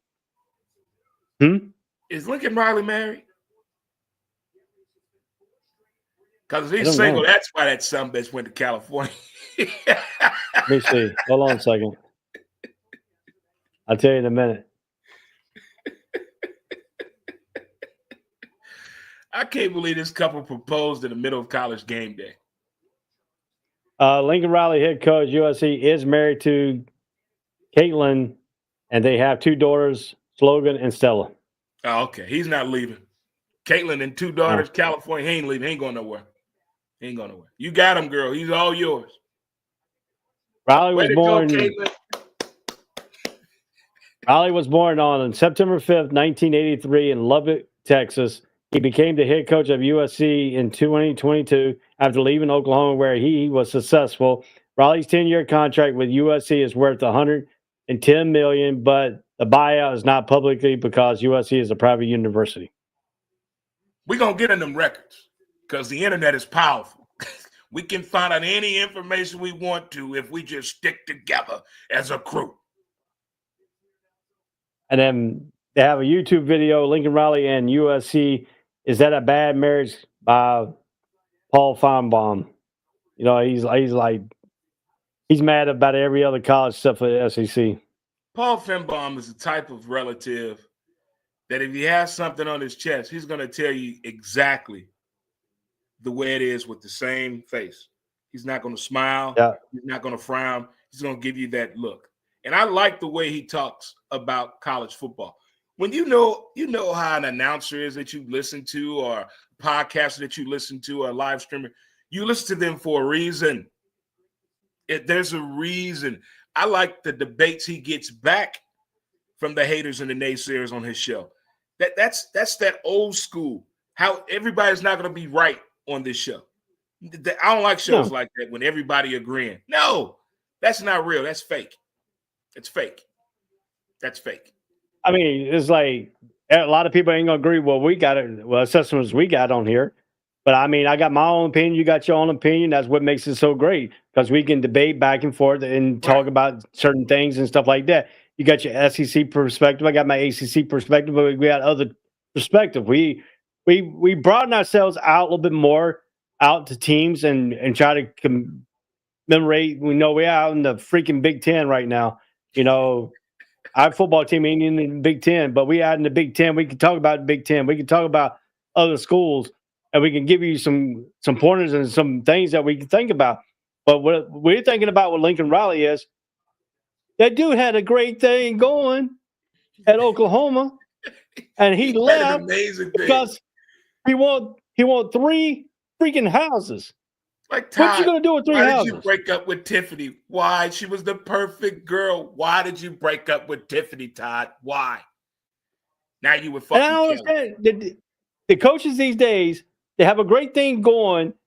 They don't give no more allegiance because they want more money. I They want understand money things is their everything for way. everybody.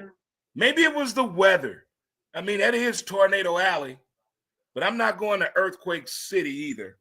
But the weather, the year-round factor, the women, the college atmosphere, the weather, the women. Okay, I see why it went. And the money. But his money is not going to do anything. His money is not going to do anything out in California because you make this big high-power money, you got more taxes to pay. Well, I mean, he's still a young fella. I don't think he's thinking that far ahead. But he's been when married you're for 15 coaching, all years. you know is X's and O's. You have a one-track mind. You know that's what Caitlin's for. She's there to take care of other stuff. I'm here just to concentrate on football. Honey, you do the rest. Let me know when the girls are ready to go to high school. Maybe that's why he got 3 houses because he can put up a house out in somewhere else and say, "Hey, that's my home state resident." You know. Now you get it. Maybe the in-laws and his parents in one house, one mansion. Caitlin's in another one with the girls, and he's in one by himself. Coaches live strange lifestyles. Yeah. Hey, Billy Buzz Smith says, "Gotta go, guys. Have a great day." Billy Buzz out. Thanks, You have a good one too, man. Man. Enjoy the rest of your holiday week. Anyway, so who you got in this ball game? Got Notre Dame or USC? Give me the Golden Domers of Notre Dame. Rudy. Yeah, I'm taking Notre Dame in this one. Preaching so much about Lincoln Riley, I don't think he's going to have a shot to win in this ball game. Way Notre Dame has been playing the last 5 games. All righty. They'll make Lou Holtz proud. Newt Rockney. Let's go up to the JMA Wireless Dome, formerly known as the Carrier Dome, up in Syracuse, New York, where number 6 Miami 10-1, 6-1 in conference play, plays at 3:30. Miami's favored by 11 points against Syracuse. It was 8-3 and 4-3 in conference play. Don't count out the Qs. This could be a trap game for Miami. The U and the Q. So now 81.5% matchup predictor says Miami over 18.5 to Syracuse. So if you look at it here, Ward has been playing lights out this year. He does have 7 interceptions, but he has 34 touchdowns. He's 268 out of 399 for 3,774 yards. But McCord has had a similar season, 3,946 yards, but gave it 26 touchdowns and 12 interceptions. But he's 341 out of 522. They like to throw the ball, but he also got a running back in Allen for Syracuse that has 189 carries for 819 yards and 12 touchdowns. But on the other side, Martinez has 135 carries for Miami, 739 yards and 8 touchdowns. But the wide receiver you got to watch out for is Gaddison II for Syracuse, 65 receptions for 810 yards and 5 touchdowns. But Respro is the man for Miami who has 60 receptions, 979 yards, and 10 touchdowns. He is going up. He only needs 21 more yards. He'll have 1,000 yards receiving for Miami. Is this the game be a taken for Syracuse? Is this the game that Miami could overlook? because they're nearing that ACC championship. This is the last step to get into that ACC championship that has loaded them since they joined the ACC. Well, I used to love this matchup, Miami against Syracuse, not just in football and basketball, soccer, even baseball. They got together a couple of times. But the fact that Cam Ward has that I don't give a damn face, he has no idea about what this matchup means, the history of this matchup. So I think he comes in with the advantage, just coming in to play the game he's been playing all year, except for that hiccup last weekend. But I blame the defense on Miami. And what I mean by that, you can't go out here and have a 3-play scoring drive and then turn around, kick the ball off, give a return back, they get inside the 20, and they score the next play. Or Miami goes and scores on a 1-play bomb, then the defense comes back and gives away a 4-play drive touchdown. See, the defense has got to be the break somewhere with Miami. And I don't know where the defense can come from, because when they do play a good defensive game, it gets unnoticed because of the penalties of the defense. The targeting, ejections, excessive celebration. The hypeness needs to be calmed down. But some of those kids, how hyped up they get, it gets in the way of a good football play or a good football player. I understand the excitement of sacking a quarterback on national TV. You're a senior, you playing in front of your mama and him. But at the same time, understand you're playing a game, a team game. You don't want to do anything to jeopardize the team efforts, field position, points on the board, a turnover. You don't want none of that to be the deciding factor. So Miami needs to calm it down, like turn it down. Because I don't know if you watched any of their games this year. The after the play penalties really hurts Miami a lot. I think they're probably one of the most penalized teams in college football. From just my own observing, being a helicopter, looking at college football and watching a lot of between Miami and Florida, something about them damn Florida schools. When they get on the field, they don't know how to turn it down. They don't know how to turn it down. So if they can minimize the penalties, I don't think there's going to be a cakewalk. I don't think Miami's going to take them for granted due to Cam Ward's experience and patience. But knowing what Travis Hunter did yesterday and knowing that Cam Ward is in the Heisman invitation conversation, I think he's going to play this game with the type of game it's going to be like video game numbers. He could have a 6-touchdown day throwing and maybe 2 rushing. I'm looking for him to put up some Heisman-type numbers today. I mean, he already has it this season, 34 touchdowns, 7 picks. I mean, that right there, that's a career for most people. That's a resume to get into the NFL Combine invite when you have numbers like that. But he's been doing it all season. And again, a transfer portal guy, come on now. Give me the U. But I look at it this way: Syracuse has not been bad this year. They only have 3 losses and 4 wins in the ACC, but 8-3. They're not as bad as people think they are. But the quarterback throws some timely interceptions, and he does. If he gets pressure, he gets flustered a little bit. What we call frustration. He likes to throw the ball off his back foot, trying to make this hero play, trying to be like a Brett Favre, throw it in three between 3 guys, trying to get a completion. He's not there yet on that situation. But if you look at it too, Miami has sometimes played down to their competition. Played to their level of the competition. Look at the California game; they played to the lower level of that competition. I mean, that game right there was all the way up to the very end, which could have gone either way. Basically, if they had that one penalty, it could have gone the other way on that call.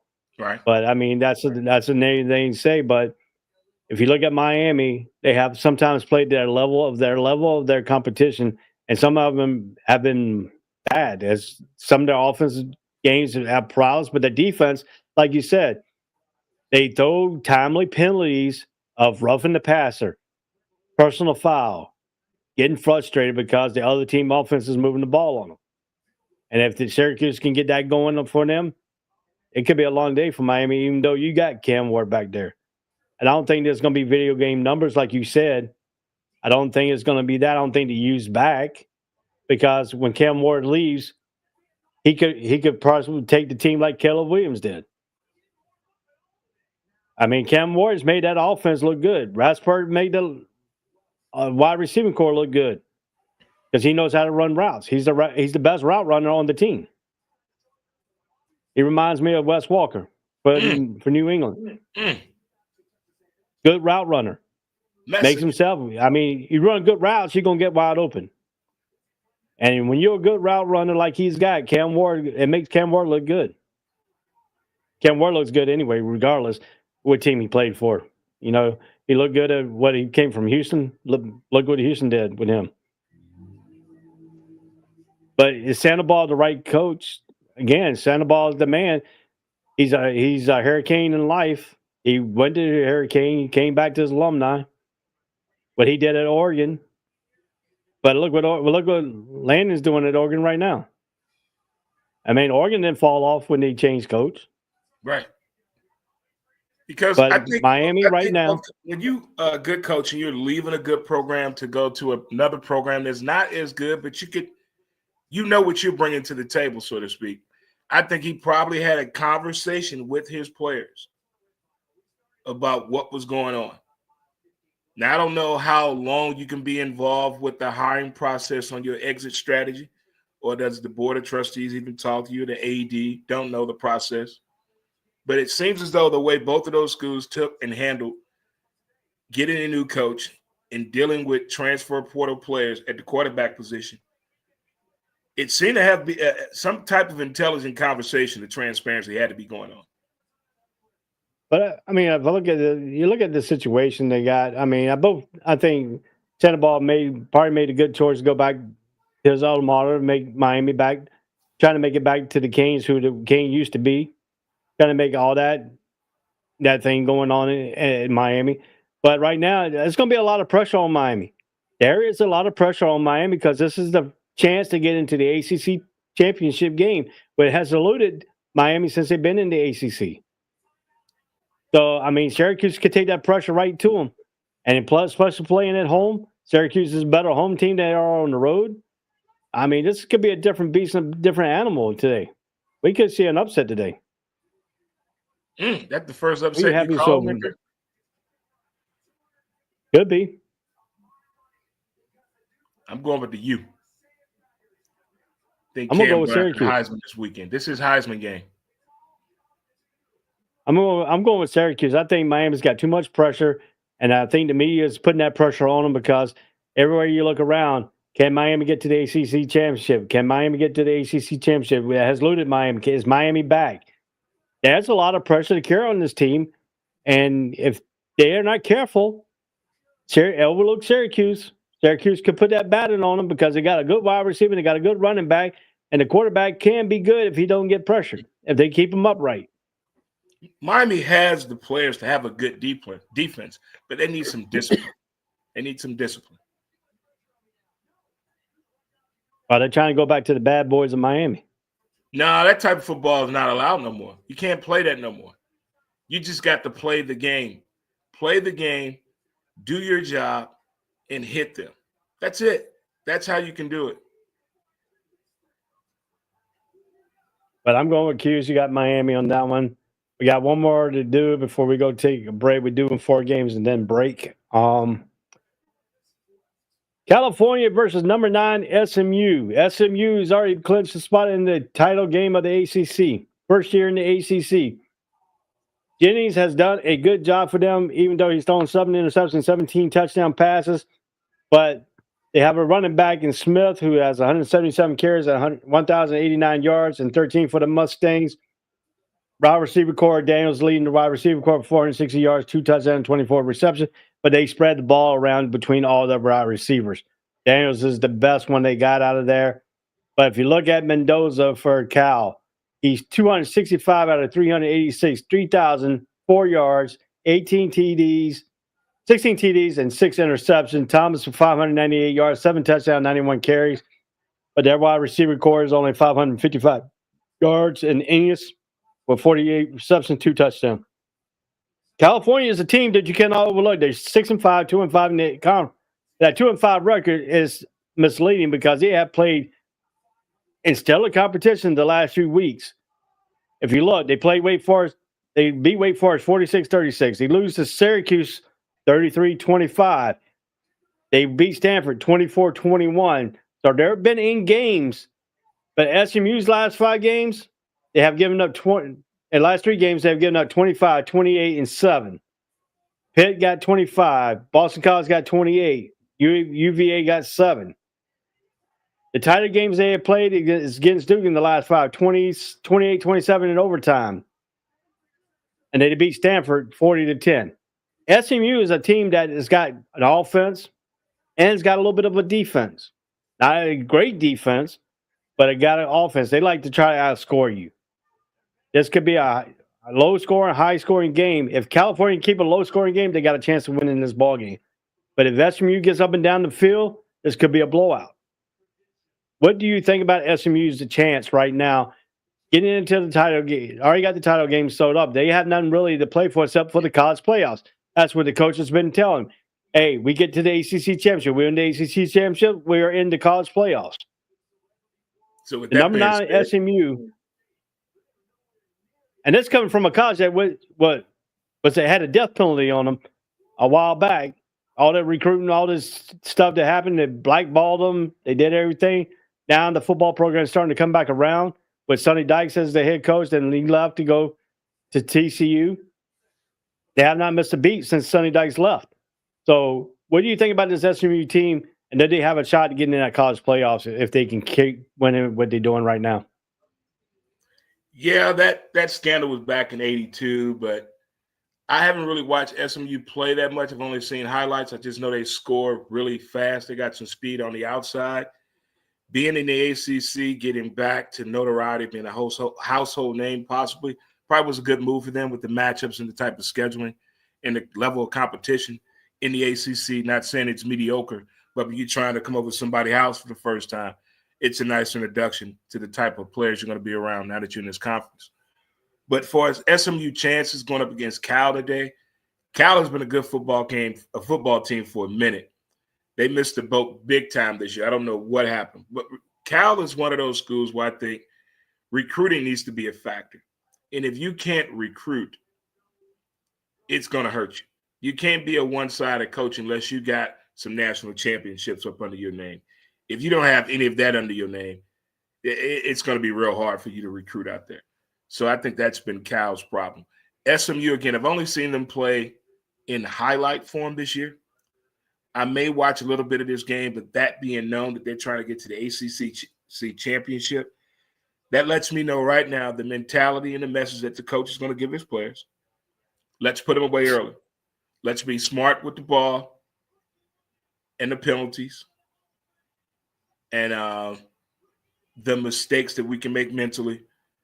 But let's put points on the board. Let's put them away early, and let's be aggressive on defense. And if they're in a shutout situation at halftime and they get in the ball in the third quarter, we can see the starters being removed very early in the third quarter to get ready for the ACC championship. Yeah, I mean, you look at it this way here: the Mustangs and Golden Bear. This could be a very interesting. California could play spoilers, even though the SMU is already in the ACC championship, but they could play spoilers, and this loss really could damage them making the college playoffs if they don't win the ACC championship. That's going to be the key right there. I mean, this is going to be a jumble because that's what a lot of SMU is playing for. They have not had this pressure under them for a while. So how can SMU handle the pressure of being bowl eligible, playoffs, ACC playoffs, championship game coming up behind this? SMU cannot overlook California. How does the coach keep their focus on California? The only focus they can really have is trying to get to the college playoffs.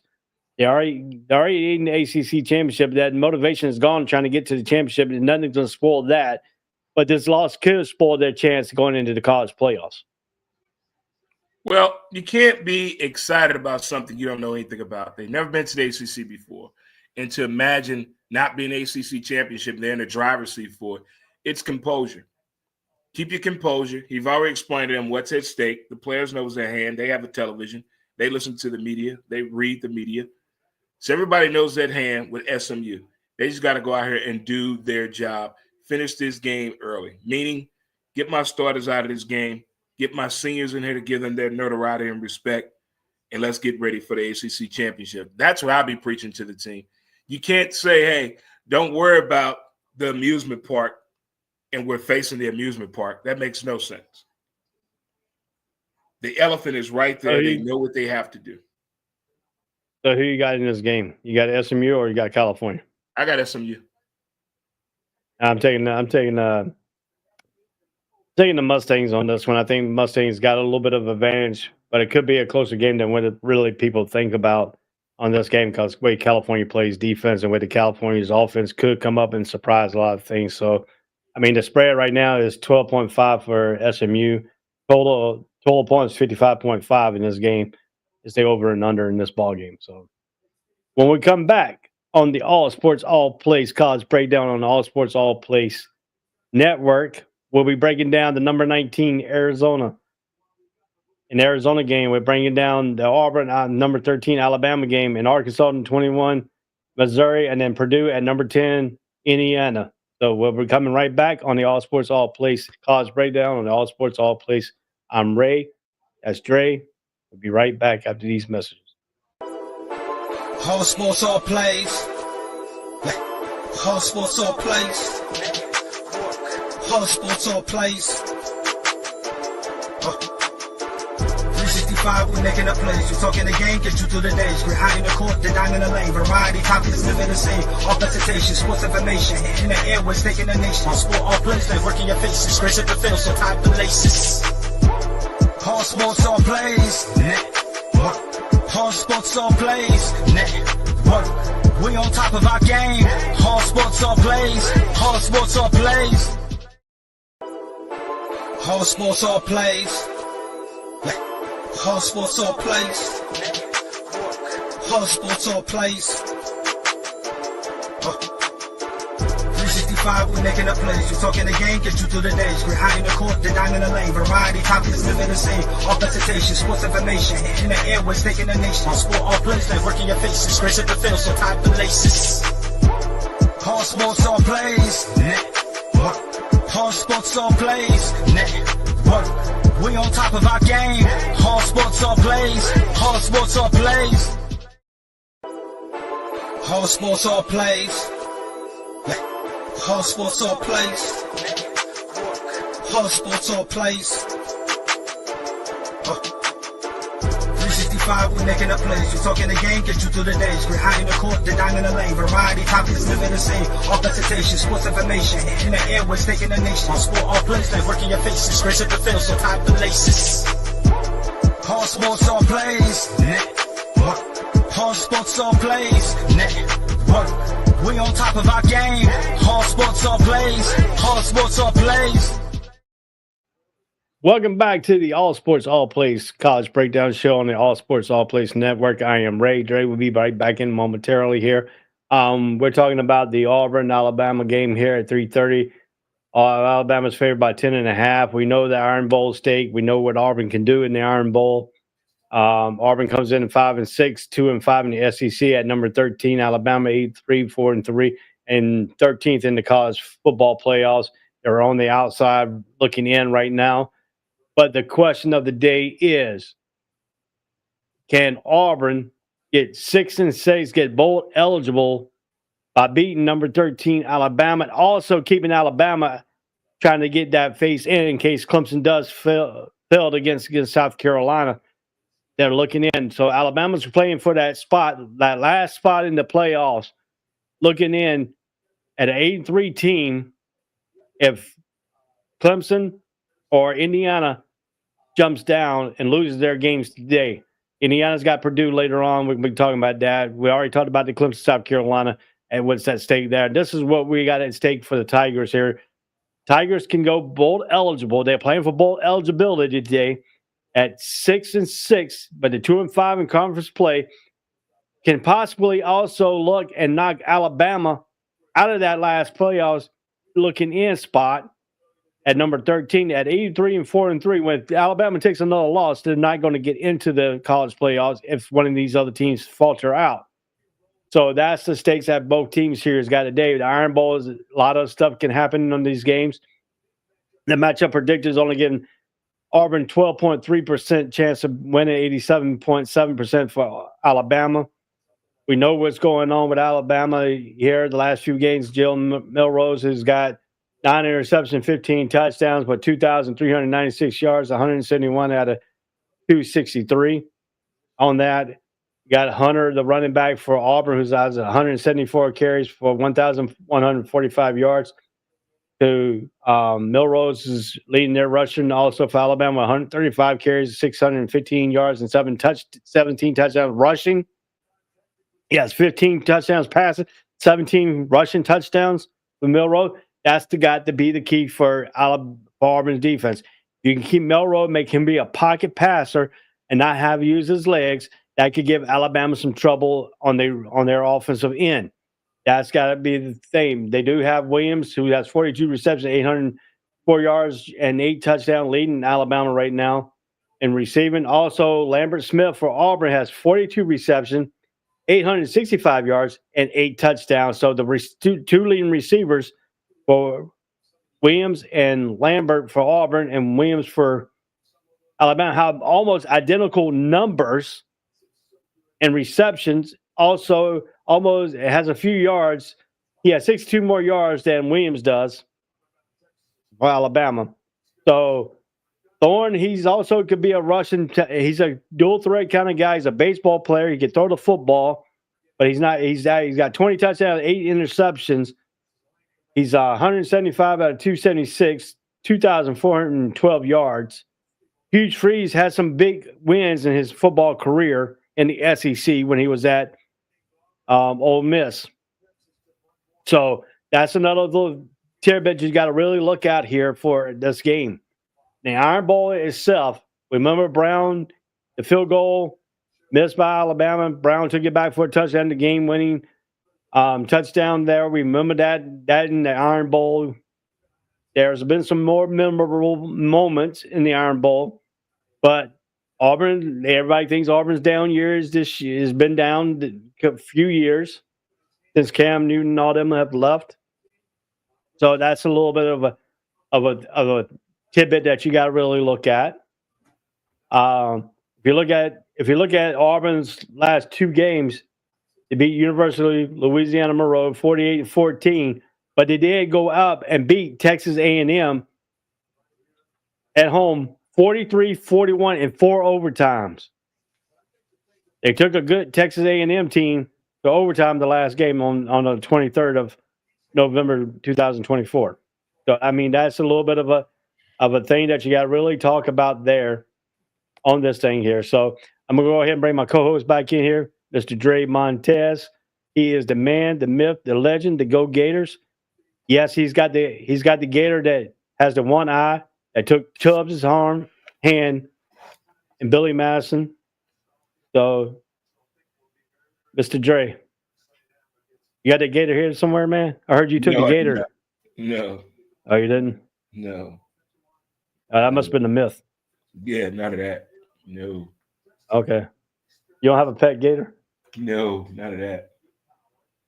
All right, we're talking about Alabama and Auburn. We talked about Brown's the Alabama missed field goal. Brown taking the back for a touchdown in the Iron Bowl. Alabama's playing for the last spot of that playoffs, trying to keep us hope alive at 8-3 team. But Auburn's also trying to be bowl eligible at 6-6. Can also knock Alabama out. So they got playing with a little bit of a double here. How does Auburn's defense keep Milrose from not using his legs? If Milrose can't use his legs, Alabama's offense struggles. Well, I think Alabama is more of a mental thing right now. It's more of a mental thing.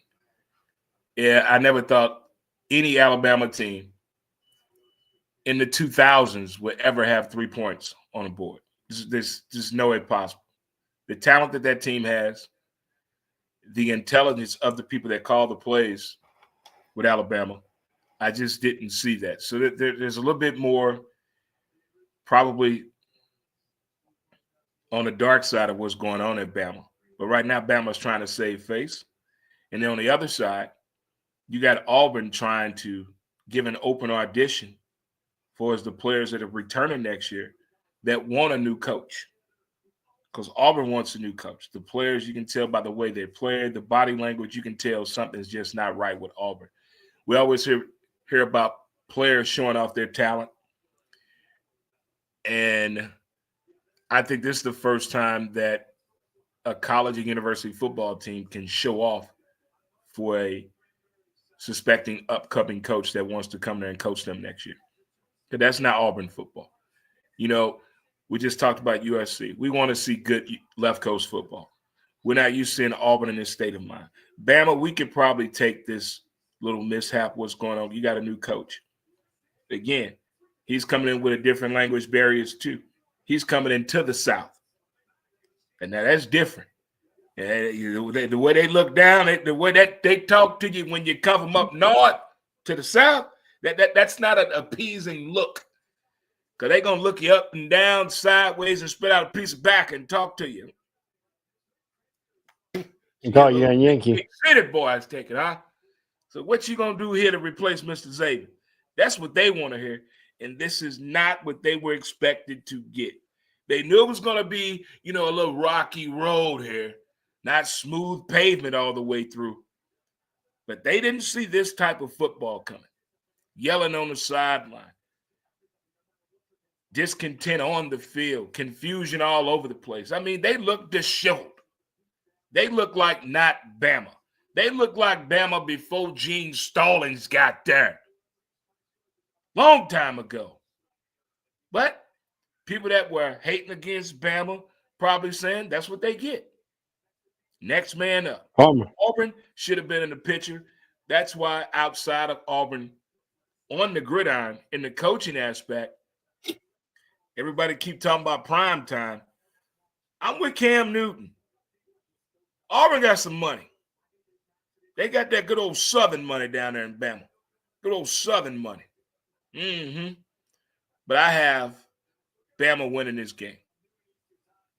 But what's going to tell me the true meaning of this Iron Bowl is the first quarter. The first possession. What both teams do with that first possession is going to let me know who mean business and who just ready to get on and go to work at a Fortune 500 company or get ready for the draft. It's going to let me know the first quarter. Yeah, and it's a long time. You look at this. If you look at the stat and you look at the leading rusher, it's a long time since you've seen a quarterback being the leading rusher for Alabama. Yeah. Bill Rose has 135 carries, 615 yards, and 17 touchdowns rushing. He also had 15 passing touchdowns, 9 interceptions, and 2,396 yards. Milrose is the total package of offense. He can run the football and he can pass the football, but he's not very accurate when he passes the ball sometimes. He gets predicated. But if he gets that running game, gets levered up, that running game turns his passing attack a little bit different because he's all levered up. So that's another thing, too. Do we put a spy? Does Auburn put a spy on Milroe and try to take him away from rushing the football more than passing the ball today? Let's not forget that Bama has a 17-year-old speedster on that wing that can go down that field and stretch it. You don't want to forget about him. So you put all that conversation on that quarterback, don't forget about him because he can stretch that field. And if you're not back there, he'll go right by you. Pew! He gone. Well, and next thing you know, touchdown. You ready for this? Auburn's got a guy named Lambert Smith. He has same receptions, 42 receptions, as Williams for Alabama, 42. But Lambert Smith has 865 yards to Reggie Williams' 804 yards, and they both got 8 touchdowns. So faster. Right now, Lambert Smith is, look, the stats don't lie. He's got 62 more yards than Speed-wise. That kid for Bama is the fastest kid in college. His speed but sometimes look at the receiving position, he's the fastest kid. On the defense, I think the fastest kid is the 18-year-old for South Carolina. I don't know, man. Really, You think he's faster than Concepcion at NC State? Hell yeah. Man, the camera couldn't keep up with that kid. When everybody found out he could catch and was fast and was 17, that's insane how fast, but they can't get him open. Because what they were doing after that first game, word got around, keep one back there. Keep one back there. That's why the quarterback getting all those rushing yards. You got to keep a linebacker underneath and a safety further back. And they're waiting and waiting and waiting and waiting. By then, quarterback got 12, 15 yards. Because he likes to throw on the run to him too as well. That scene. I have a feel. Yeah, I have a feeling. I think Auburn's going to upset Alabama today. I just would that be have an that upset? feeling. Would that be considered an upset that Auburn beat Bama, or is it an upset that Bama lost to Auburn? I don't know. Depends on what fans you base your ask for. You live in Alabama. Yes, Auburn fans. You live in Alabama. You can only pick one or two if you live in Alabama. You can either roll with the tie or be with them Auburn Tigers. But where you going? What? You going to work? You going to church tomorrow, or you're not going to work Monday? You can't do both. You can't miss church and work in the South. No, sir. No. Well, I have a feeling that Auburn fans went to church and prayed last Sunday for this game today. So I think God might answer the prayers. I don't think Alabama players went to church and prayed for this game against Auburn. High tide. I think God's going to give them a help today. I think Auburn wins with a field goal. I really do. The portrayal. That's just a feeling I got. The portrayal of Southern sports and movies speaks volumes when it comes to what happens on Sundays in the South. All the hell we raised on Fridays and Saturdays about football. Come Sunday. Hey, on Sundays, man. Hey, I'm in church every Sunday. I'm in church all the way to 1:30 at Sundays. I don't show up to the Jaguar games until almost the second quarter because I have to close the church down. Oh, man. The behavior of it, they tickle me, man. They raise all kind of noise on Saturdays. If you don't shut the hell up, and then we're going to rule the South, go War Eagle. All of that. Come Sunday. Hey, Father Tim. Yes, sir.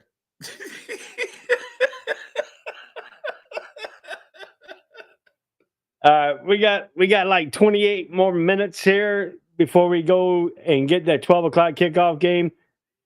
Well, let's touch bases real quick. Arizona State, number 16. Dillingham's got this team turned around this year. They're 9-2, 6-2 in the Big 12. I guess the move to the Big 12 kind of helped Arizona State. Not so much for Arizona, 4-7, 2-6 in the Big 12. So, are you surprised what Arizona State's been doing this year?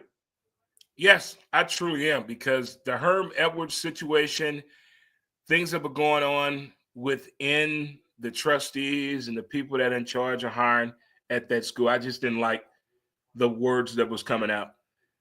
But as it became more and more clear to me that it was more of a communication issue there, and they seemed to have fixed that communication and got back to, hey, let's get this football program where it could possibly be at. And they've proven to us that Arizona State can be a good football team. But I think I need some help mathematically based on what happened yesterday. I think I need a little bit of help from Arizona State losing to help out Colorado. Does that make sense? Or am I too late? Let me see real quick here. Because Iowa State lost last night, right? They lost to. Yeah, I think they did. Let me look at the score last night. Let me look at the score from last night. Here, last night Memphis beat Tulane 34-24 on Thursday night. Friday night, Georgia Tech lost to Georgia. Boise State beat Oregon State 34-18. Ole Miss beat Mississippi State 26-14. And then Colorado won 52-0 And then Arizona State plays today at 7:30 against Kansas State, number 24 ranked. So there you go. 7:30 Kansas State and Iowa play today. But let me see the big champ. Let me see who they got predicted in that one.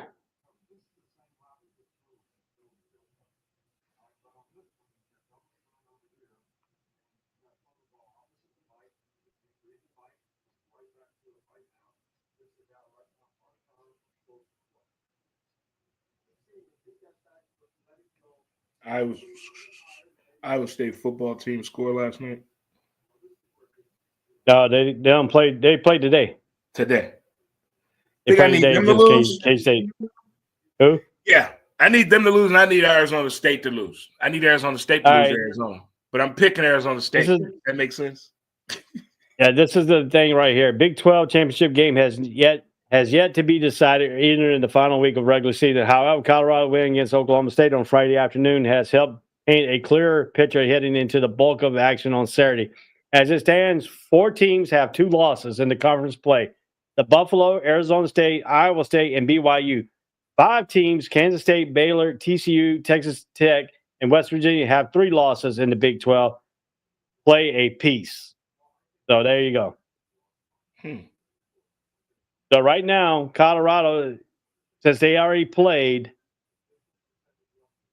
but they got to have some help with Arizona State probably losing today and Iowa State losing.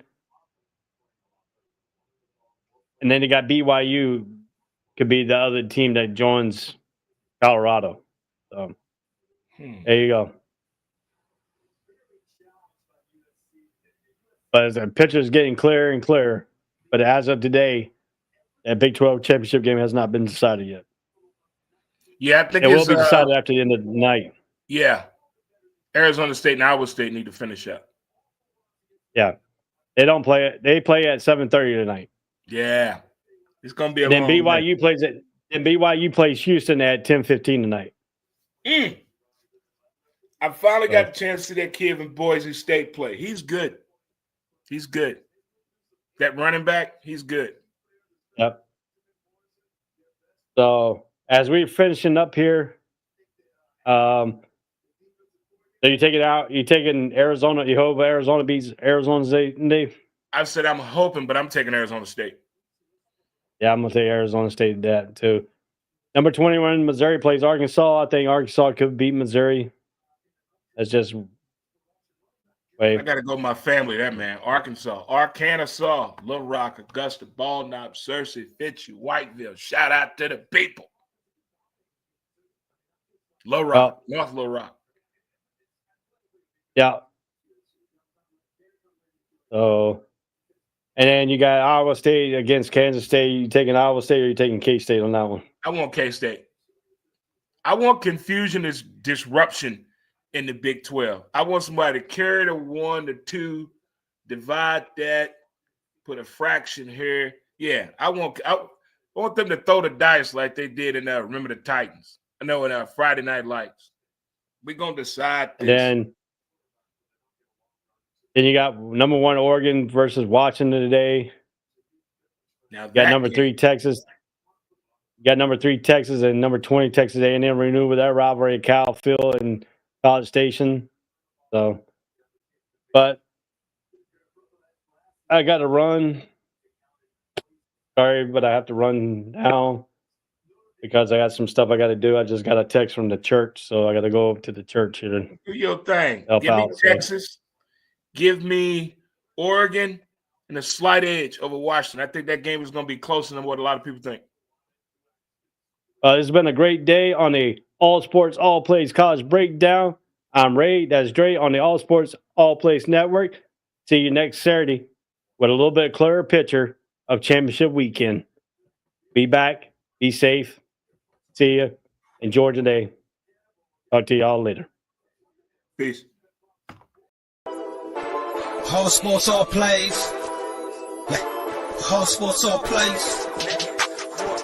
All sports, all plays. 365 5, we making a place. We talking the game, get you through the days. Great eye in the court, the dime in the lane. Variety, topics, living the same. All presentation, sports information. Hitting the airways, taking the nation. All sport, all plays, like working your faces. Grace at the field, so tie the laces. All sports, all plays.